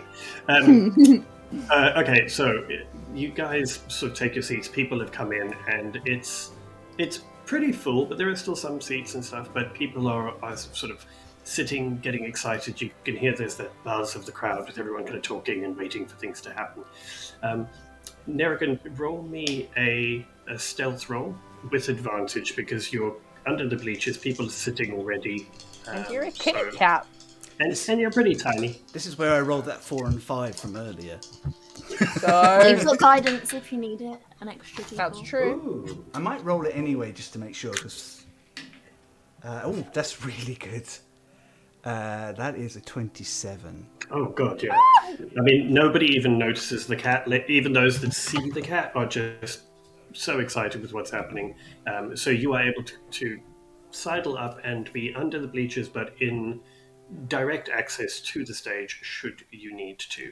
And the other two, you're sitting kind of near the front of the stage at the bottom of the bleachers, correct? I think Mona's standing round the side already, arms Right, crossed, so- trying to look as professional security as possible. Perfect. So Asta is sitting on his own in in the front row, being 7 foot something. Yeah, but Don't he's worry doing about that thing where you're at the cinema and there's if you're like I don't know, I'm not a tall person, but tall people when they're at the front of a crowd and they're kind of like looking around, feeling guilty for being in the front and trying to make himself like as small as possible. It's not working at all. But everybody is just very excited, and there is no problem. But you do notice as you kind of glance around that directly behind you there is definitely a space all the way, like for the next 3 or 4 levels, because nobody can see past you if they sit there. There was a school group of halfling kids behind you, and they shifted over. Cannon. Just all of them like Sorry. that. Yeah. I'm such a Witchlight fan. I got to be in the front row. A little old lady, a little old dwarf lady, kind of looks at you and you apologize as she kind of looks, and she just kind of smiles very sweetly at you, very kind of grandmotherly, very patient. It's like, that's nice, dear. So as everyone has taken their seats, you hear the music pick up and the lights start to dim. And there are these, what you'd seen before, these sparkles of light on the top of the tent, so it almost looks like there is an open sky above you. But you notice what's different this time is that it looks like the sky is sort of just before dawn. Even though you know you're not seeing the real sky, it's reflecting the fact that you are coming to the end of the carnival. And you also see that the lights start to focus in on the back of the big top, where there is obviously some entrance going to be made. And as the music picks up and there is a fanfare of this fantastic magical music that seems to come from everywhere, you see Durlagorn walk through with Mr. Light on one side and Mr. Witch on the other. And as they walk through, you see somebody opens the curtains in the staff area for them to walk through. And as you can see through the curtains, just in the back of the staff area, is Thaco, sort of watching them go through, and he closes the curtains. And they If come he through. ruins this plan, I'm going to be so... Then he dies. So they come through, and Mr. Witch, impeccably dressed in this very fine suit. You can see the pocket watch dangling, brightly shining. He's got his top hat on. He has a cane with him, and he walks in and stands to the side. Durlagorn sits right next to Mr. Witch, still being much taller than him, even when seated. And Mr. Light does a bit of a kind of lap around the stage and kind of waves to everyone and throws his hand up, and there are sparkles that kind of fly out of his hand, and the children all clap, and he's obviously loving it. And in walks from the staff area, you can see Birdie walks in carrying a gold hat box. And he walks in, and Mr. Light looks so excited and actually kind of claps in his own excitement, and the whole audience claps as well. And Mr. Light begins to kind of hush everybody. And the audience quietens down, and there's this sort of anticipation. And he basically goes towards Burley and gestures to him to come with the crown. And you can see Burley looking a little awkward. But Mona, you noticed that Burley has done exactly as you suggested, and basically has like a thumb over the lid of the box on top of it. Very subtle, obviously. And Mr. Light steps forward, and he holds up the Witchlight vein. And the Witchlight vein has this gold staff with sort of jewels on it, and then it has what almost looks like dragonfly wings at the top in this beautiful stained glass effect. And it spins ever so slightly as he talks. And he holds it very, very proudly. And he does a circuit of the stage. Palasha, you can see, is on the one side, ready to sing.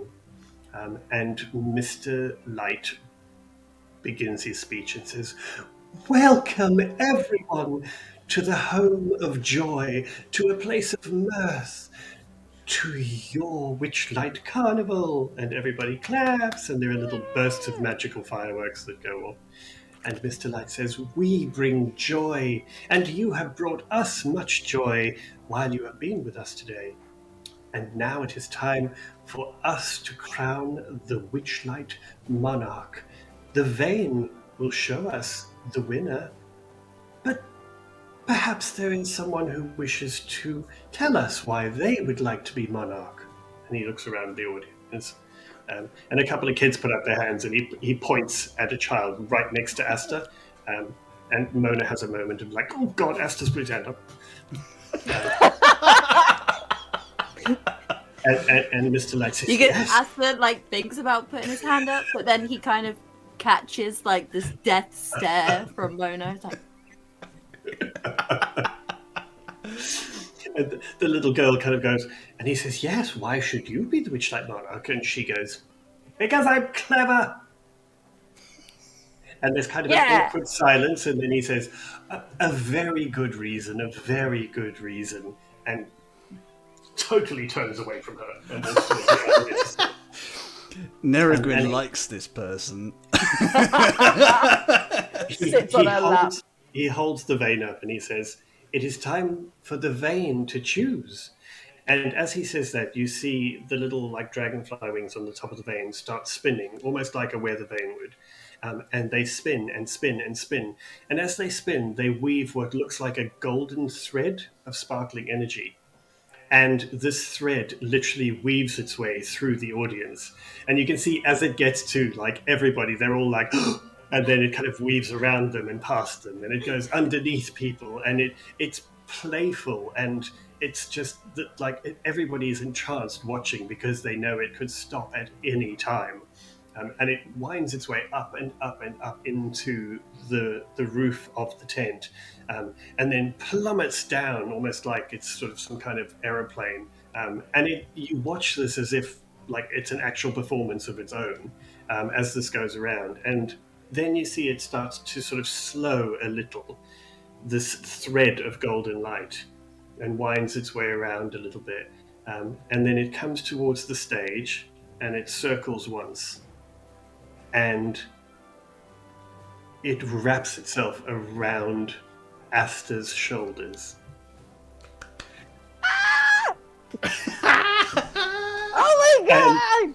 Dernagron and Burley, who are there, and Palasha in the bowl, look visibly stunned because they're like, this is exactly what they wanted. They actually can't believe it.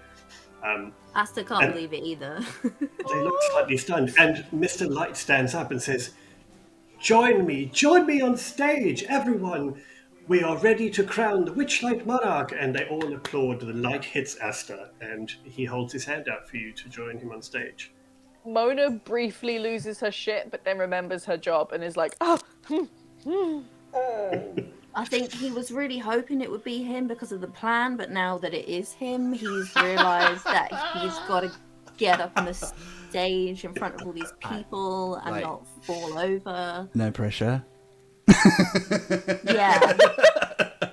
I think you know that part like in your graduation, I don't know how many of us had graduation, but like you know how you spend like the whole like hour or whatever before your name is called practicing in your mind how to like walk upstairs and like yeah, and I chose to wear murder heels. Okay.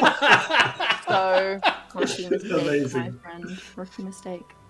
Yeah, planning the route that I was gonna take for a whole like an hour. Left foot, anyway, right foot. Yeah. How do I walk? That's how it feels.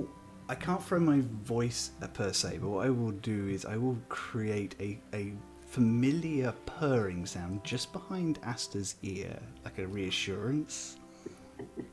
Fair enough. Yeah, he gets up and you kind of get up, and for a moment there is that panic of like, oh god, how do I walk? Roll to walk.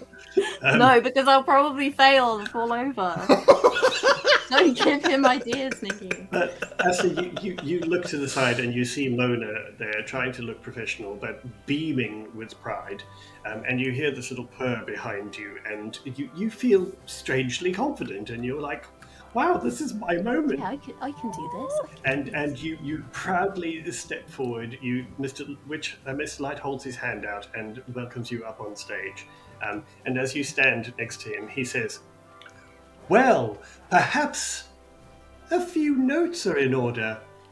The reason the carnival has chosen our monarch for today involves, let us see, excitement at the snail races, love rekindled, halflings saved. It includes magic. It includes kindness and joy. It includes," and he points to your crown of flowers, at which point a watering can magically appears and waters your crown above you, Thank you. which everyone applauds, despite the fact that you're now sitting dripping with water. He says, "It also involves fears conquered and friends made. The vein has chosen," and everyone screams. And he then turns around and gestures towards the box with the crown in. And Mr.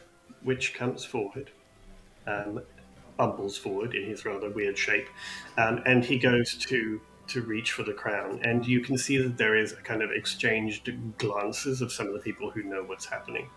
And he goes to pull the lid off, and you are standing next to him at this point, and he goes to pull the lid off, and he can't quite get the lid off.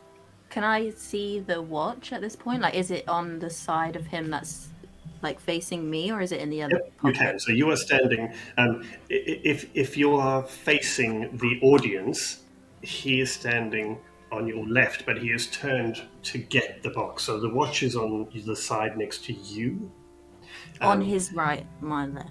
And Mona, you can see that sort of Palasha is sort of looking around, and so everyone's kind of at that point. I'm gonna give Mona a look like, now? Does this feel like the moment, guys, to cause the distraction? Maybe Asta's, like a few winking. seconds into the box getting a bit of a pain in the ass. Okay. We'll wait until the box becomes a frustration, and that's when I'll throw my yowl to the other side of the... I don't want them looking for me. We're professionals. He goes to lift the lid, as he has clearly done a dozen times, and he kind of goes to pull it, and it doesn't come off. And he kind of looks up at Burley, and Burley just kind of smiles at him, and he then looks down, clearly seeing Burley's thumbs on the top of the box. And he kind of looks at Burley and frowns slightly, and Burley goes, "Oh, sorry." And as he says that, he takes his hand off, but purposefully takes one hand off, and so the box kind of tilts to the left a little bit. So they both reach to grab the box, which I assume would be the moment that you were waiting for. And there's a very... and cat owners will know this. This is the noise that cats make when they've come and found you, seen where you are, and then they will walk to the opposite end of the house and make sure that you cannot do whatever you're doing until you acknowledge the fact that they are shouting for you. I'm surprised we're not hearing that as we speak. So this yowl, which is very unusual, but thankfully people are applauding and it's quite a loud environment. But there is this yowl that happens to the side of the tent, and Palasha kind of looks a little confused and not sure whether that was what was intended. And so she looks around and looks to Mona, and do you gesture? So she sees Mona kind of nod and give her a sort of awkward sort of hidden thumbs up. And Palasha creates... Pick at my nose with it. Palasha creates these beautiful kind of sculptures of water that fly up into the air. And as they do this, there are little jellyfish made of water that start to float around the big top. And people start applauding. And at that point, one of the jellyfish kind of detours off the thing and slaps Mr. Witch right on the back of the head, this water-filled jellyfish sculpture. hits him on the back of the head. So he is trying to catch the box and gets hit on the head with some water. It kind of spins around to look at what's going on, and is really confused about like what's happening in this moment because he's been thrown like so completely. As he's turned to face away from me, can I use that opportunity to try and take the watch? You will need to throw me a sleight of hand check, please. Praying Okay, to every everyone god pray. and Did devil you give and yourself demon. guidance first? Oh, I can, because you used yours, right? Because it's a concentration spell, so I can't do it more than once. Okay, yes, I will cast guidance on myself. This is the most elaborate nonsense I think we've ever come up with, and I love it. Okay, it's a 12. It's a 12. So you, how are you going to try and kind of dislodge the chain that's attached to it? What is it attached? It's just attached to. So there is a chain that's attached basically to the inside of his pocket, which comes out and then to the actual watch itself. So it's attached to his actual waistcoat by that chain. I guess I'm just gonna try and like prise apart the chain with my huge hands. You've got big hands, haven't you? You can kind of like. In retrospect, we should have told you I to make told it look like you I were was trying to the help. wrong person. You were the only person. You were all we had. So you attempt to, using your sleight of hand, you attempt to kind of, while he's fumbling and kind of distracted, you attempt to try and grab the watch and kind of twist a link in the chain so that it comes off. And you're like, the link is opened, and you pull the watch to take it, and you realize that actually the link has not opened. And so you pull it and you turn around, and all that happens is as you try and move slightly, the watch is pulled out your hand and drops to his side and is now swinging, hanging from his waistcoat down at his side. But he has not seen this yet because he is still trying to make sure the very valuable crown has not fallen. Okay. Mona, what would you like to be doing? Fucking having a panic attack. I don't have anything that will help. But Nerrigan, you are probably closest to them, just so you know. All right, let's do this. I think Nerrigan is going to sprint out like a ball of grey lightning, and just try and grab the watch from where it's hanging and see if he can dislodge it and keep going to the back of the stage. Okay. Okay, and if this doesn't work for some reason, Mona's going to pretend that Nerrigan is an intruder and chase after him whilst running past Mr. Witch. And Asta will add to the performance by being, someone chase after that cat. Yeah. Okay. Okay. So Plan B and Plan C. You could say he's a cat burglar. Nerrigan, see what you did there. Nerrigan, you will have to roll a sleight of hand check, but you can roll it with advantage. With it, I will happily take the advantage. Because they are distracted and I've done half the job. I mean, it's like when you loosen a jar. You're just coming in to take the glory now. 22. Oh my god. You are so lucky. If you'd failed that, you guys would be in so much trouble. I rolled. I rolled a 19. Nerrigan bolts out like this little sort of ball of grey speed, and we've all seen what cats look like when they swipe at things that are hanging, and goes to do that. But there is kind of almost a pause at the top of the swing.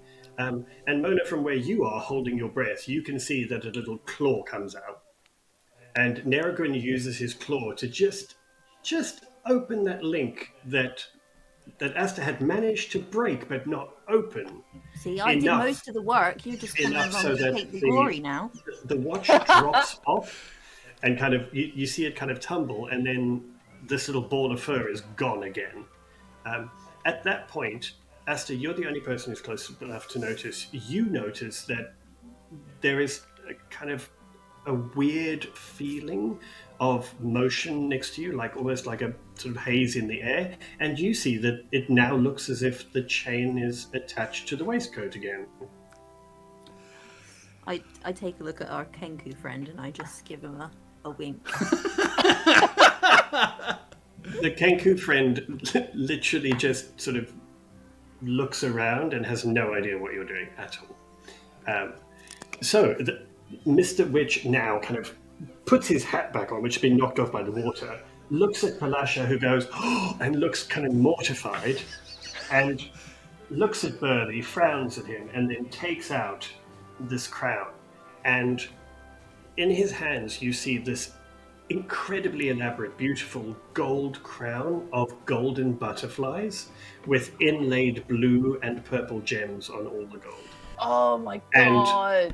And he reaches out, and although slightly flustered and red-faced now, he places... Should I take off my other crown, or are we doing double? No, he places it on top of your flower crown, which is around your head.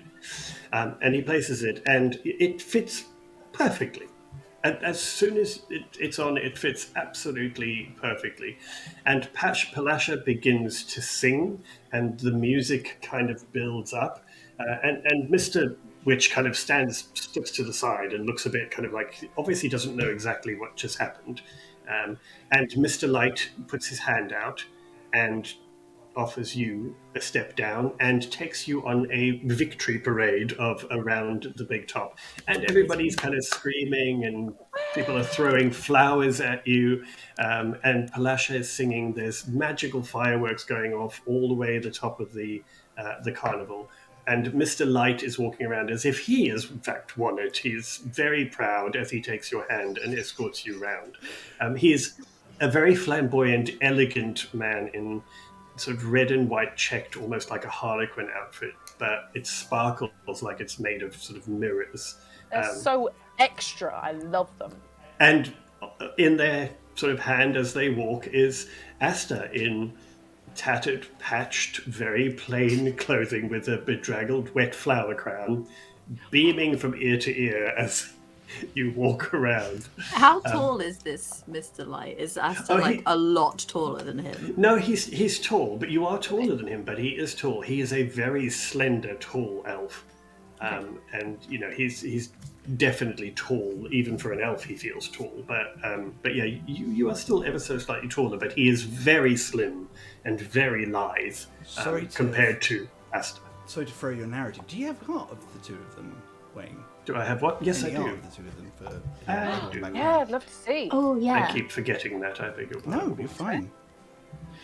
Let's see if I can find it. Yeah, so this is of the two of them, but there are other artwork of them, but this one should give you an idea. That's them in their carriage. Oh my god. Oh, they're proper creepy.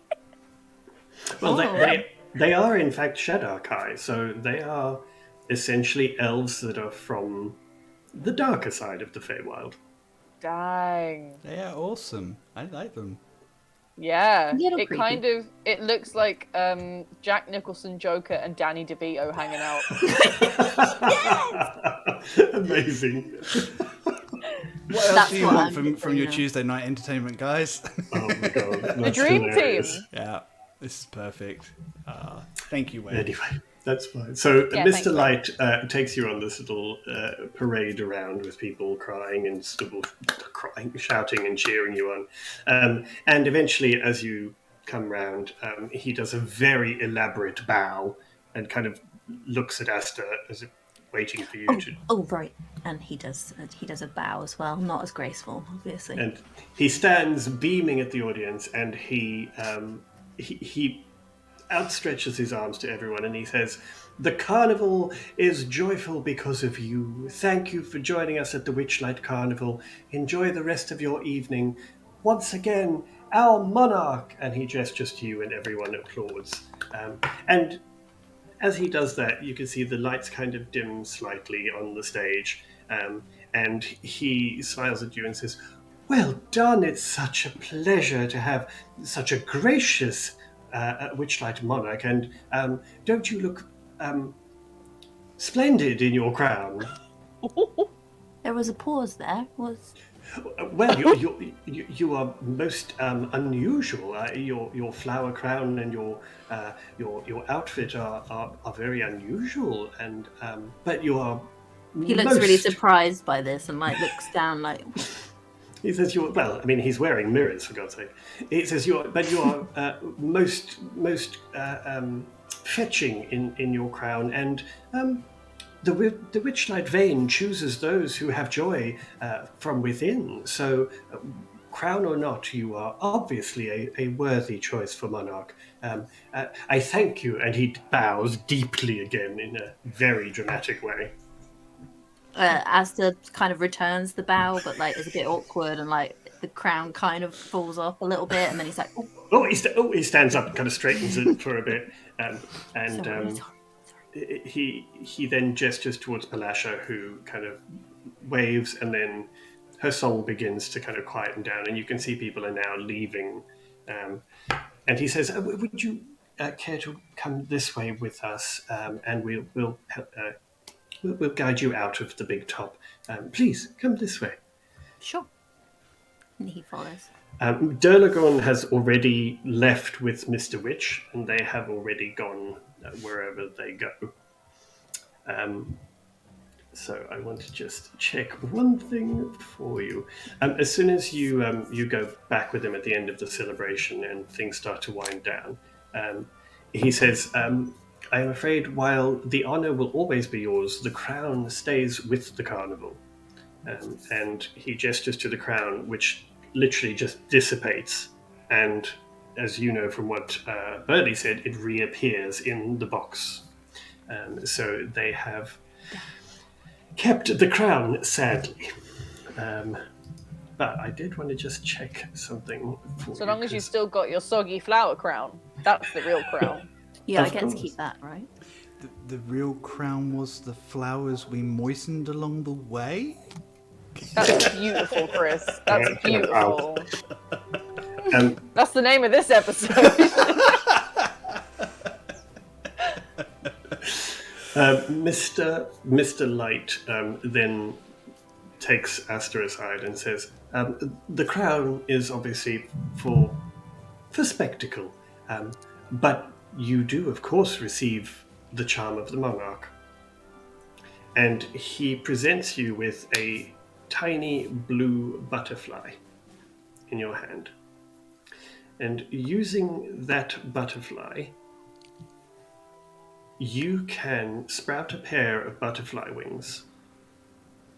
As long as you have the wings, you gain a flying speed equal to your walking speed, and you gain +5 bonus on all charisma-based ability checks. Yo! That is amazing.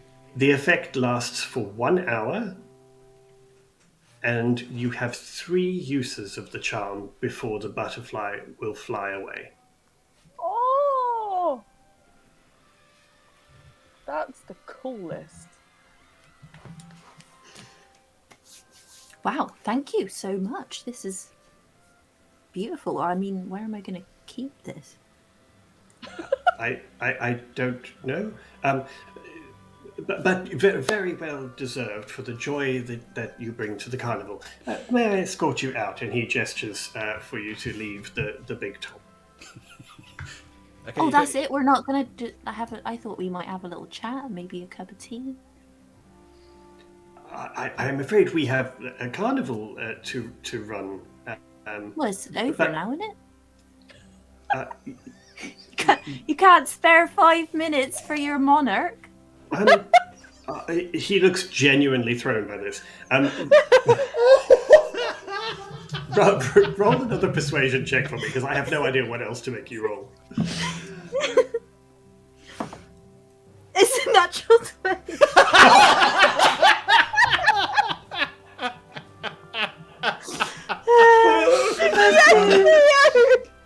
So how badly has this just thrown your plans, Wayne?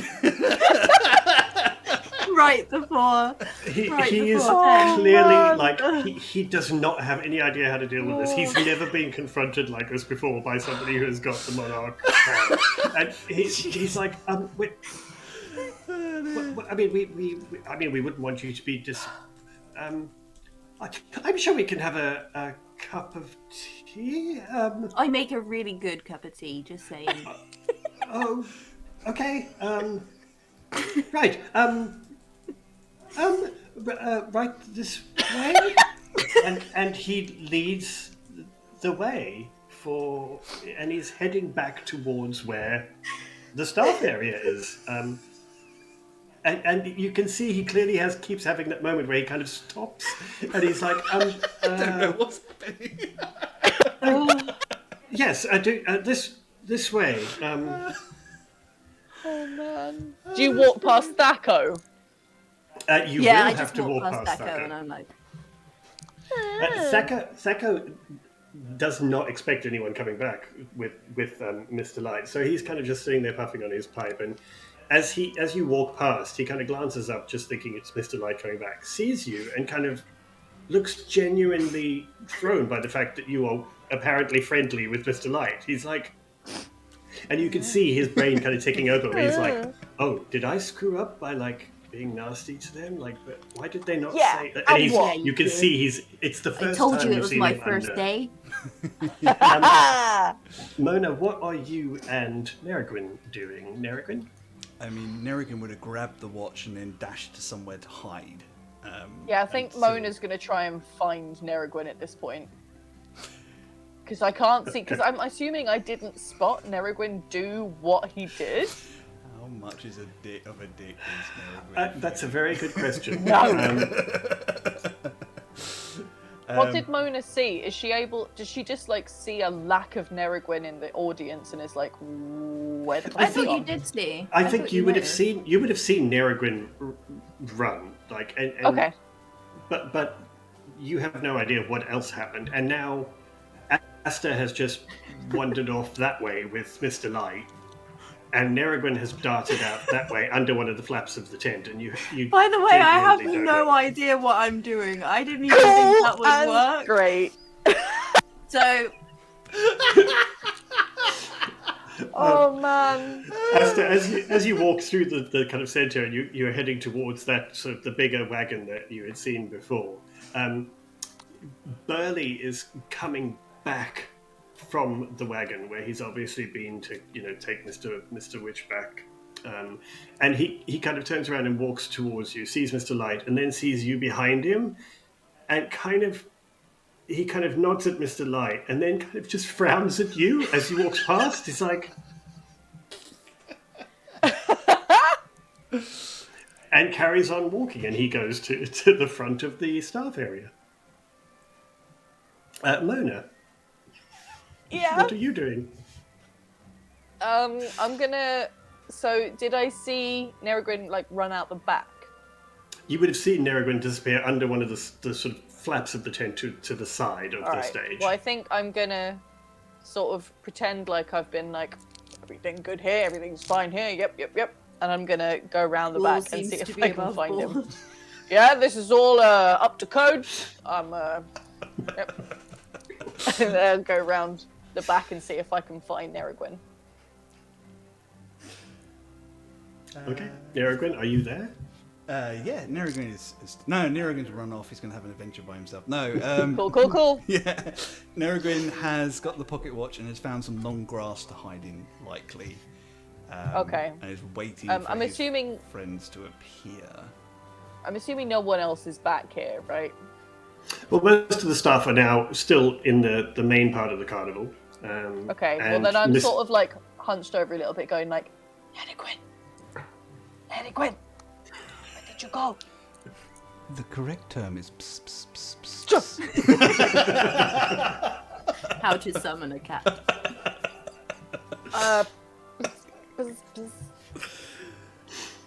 And Where are Nerrigan you? will kind of poke his head out from the grass, and he's got this watch Ah, hanging from his mouth, looking. yes! Nerrigan, you absolute champion! I know, it's really good. Well isn't done. it? Right, come on. Let's get that somewhere safe. Wait, you need to lay down. What? You need to lay down. I need to lay down. Yes, I have to put it on your chest. It's a whole thing. It's a present, you see. I bought you a present. Okay. Or just drop But it on kind your of like feet, like my cats do. looks around a little bit, sort of. God. Just climb on her, walk up and just drop it on her face. Oh, I feel so much better. Thank you. Instincts are such a horrible thing sometimes. That was quite the ceremony. Okay. I put it Asta had in his ceremony. I wanted pocket. mine.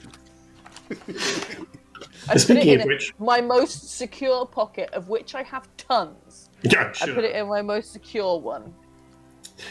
Asta, as you walk towards the bigger of those wagons that you had seen earlier, Mr. Light kind of gestures to some chairs and a table that are in front of the wagon and kind of says, please have a seat.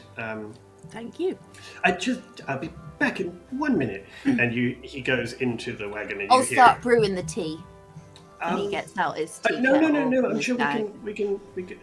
I'll be back. And you hear some kind of exchanged mumbles in the wagon, which you can't really tell. And he comes back out and kind of sits down opposite you. Well done on being the monarch. Thank you. So, how long have you been here at the carnival? He's going to start pouring tea. We have been the proprietors of the carnival for many years. It is our life. And, is it one of them generational things? Like, did it get passed down to you from, someone? I didn't know. It was something that we acquired many years ago, and it was not a family business. You were pouring tea. Oh, right, yeah. He offers a cup of tea. He starts to awkwardly, loudly sip his tea. Mr. Light appears to, for the first time in many years, actually be speechless. And there is an incredible awkwardness, and then you hear somebody clear their throat from sort of behind you coming out the wagon, and Mr. Witch is there, and just kind of, you hear him go, well, this is rather unusual. Hello! I made tea. Do you want some? No, I'm perfectly fine, thank you. You can have a seat. I'm Aster. I'm the monarch of the carnival. Congratulations. That whole thing. You were there. Yes, it was rather a distracting coronation today. Yeah, it was. Are you? Have you enjoyed the carnival? Oh yeah, I had a great time. Have you enjoyed your day at the carnival? No weird goings on, I guess. I don't. Just a normal day. Yes, we run the carnival very well.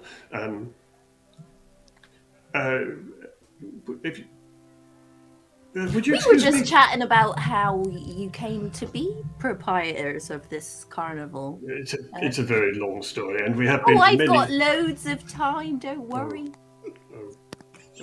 Good. Um, as he kind of leans there, looking a bit awkward as to not really knowing what to do, he sort of absent-mindedly reaches, as he always does, for his pocket watch, and you see him kind of reach, and there's a bit of a fumble as he kind of obviously thinks it's there somewhere, and then you literally see the kind of frozen look of fear on his face as he realizes it's not there, and he says, excuse me," and he turns and heads back into the wagon, and Mr. Light also looks very kind of unnerved at the abruptness of it.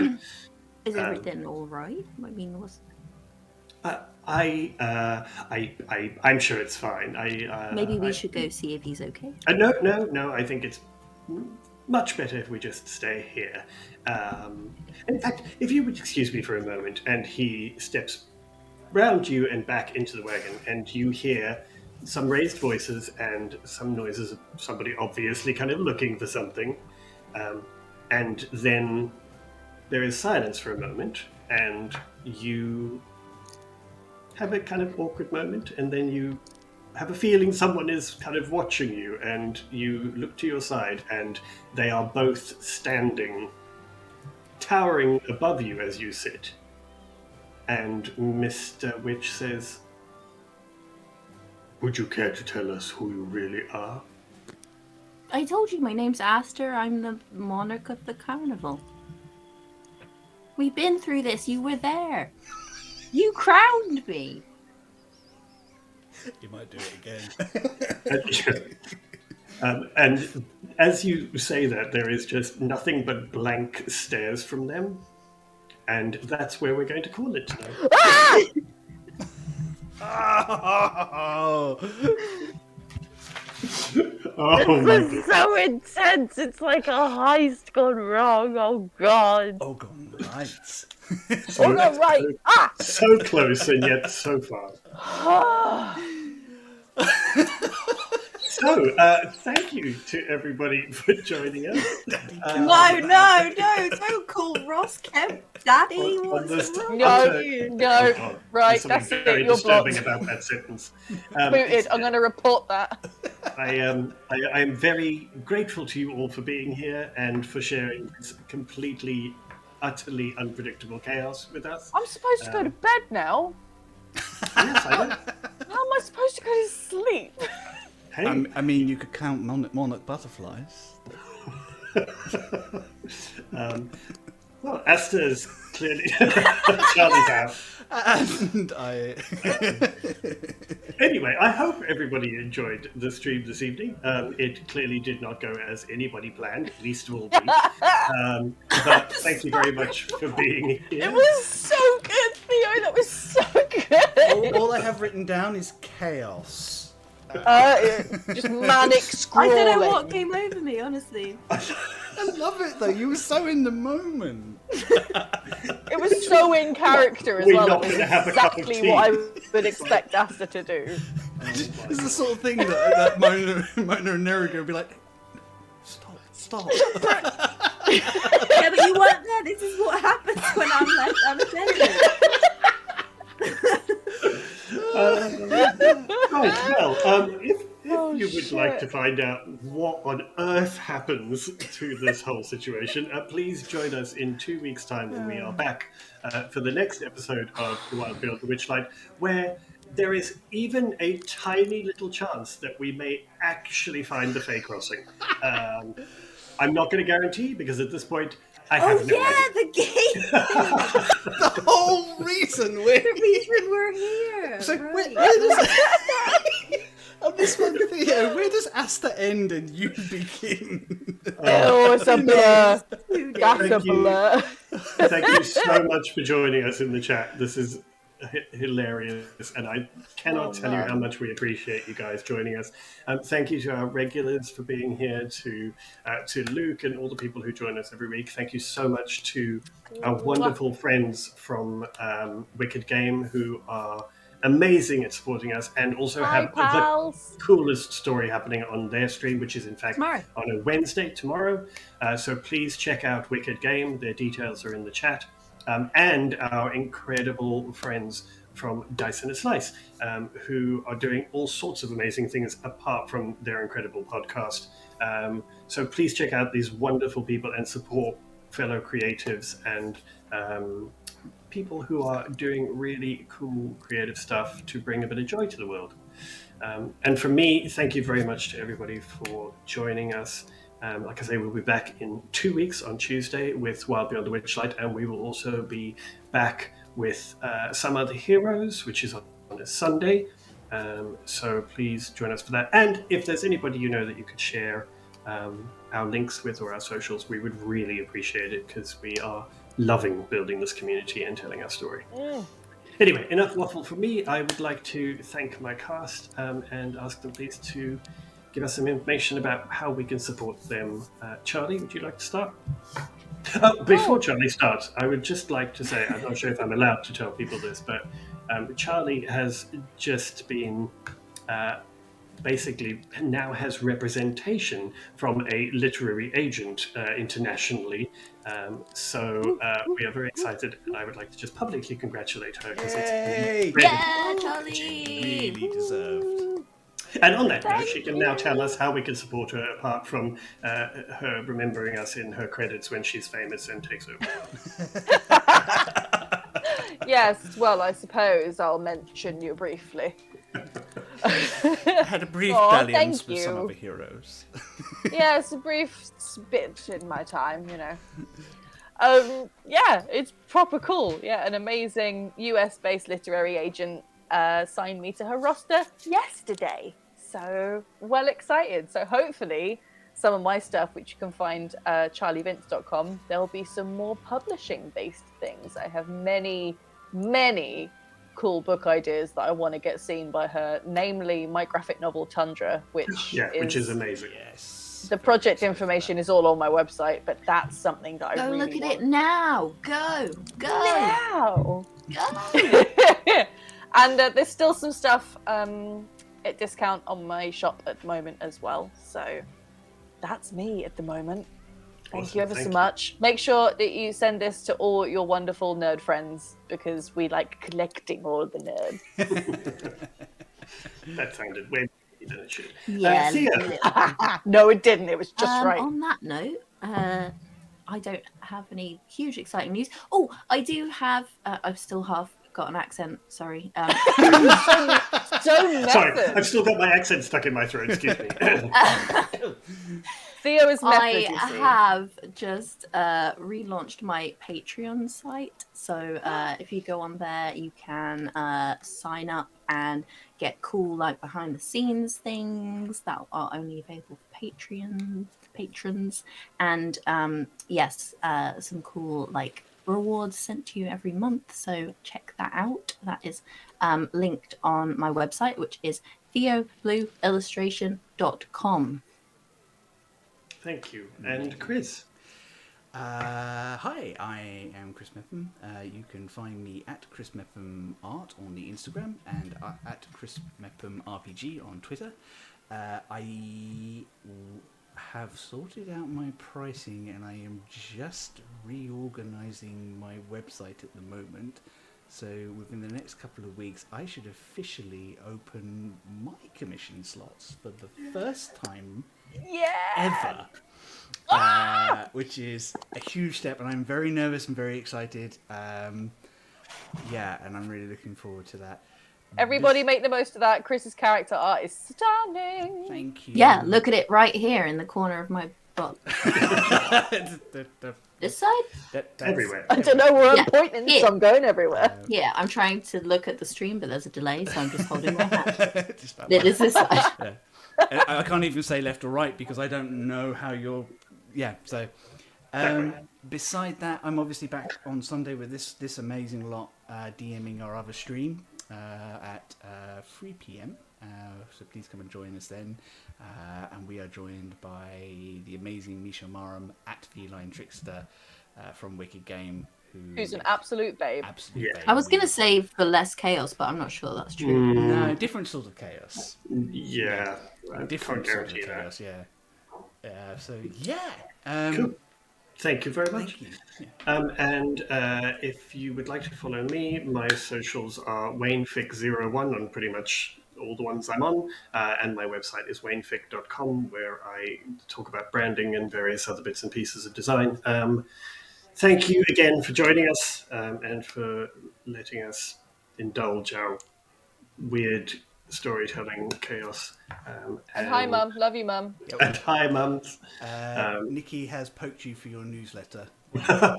Yes, thank you. Nikki does this every week. I do have a newsletter where I talk about branding and design and share free resources and stuff. So you can sign up for that on my website or on the link in my Instagram bio. So I feel like Nikki needs to get like commission every time you get bumped to do that. So yes, thank you everybody again for joining us. Thank you everybody in the chat. And I will say, because of all the people in the chat that are so kind to us, I will leave you all with the thought for the day from me, which is if you don't have a fantastic, cool community of supportive creatives that help you out, then find one or join ours, because they are amazing people and we appreciate them very, very much. Appreciate everybody watching. Thank you very much again, and we will see you in 2 weeks for Wild Beyond the Witchlight and on Sunday for some other heroes. Thank you. Love you all. Love you lots. Good night, everyone.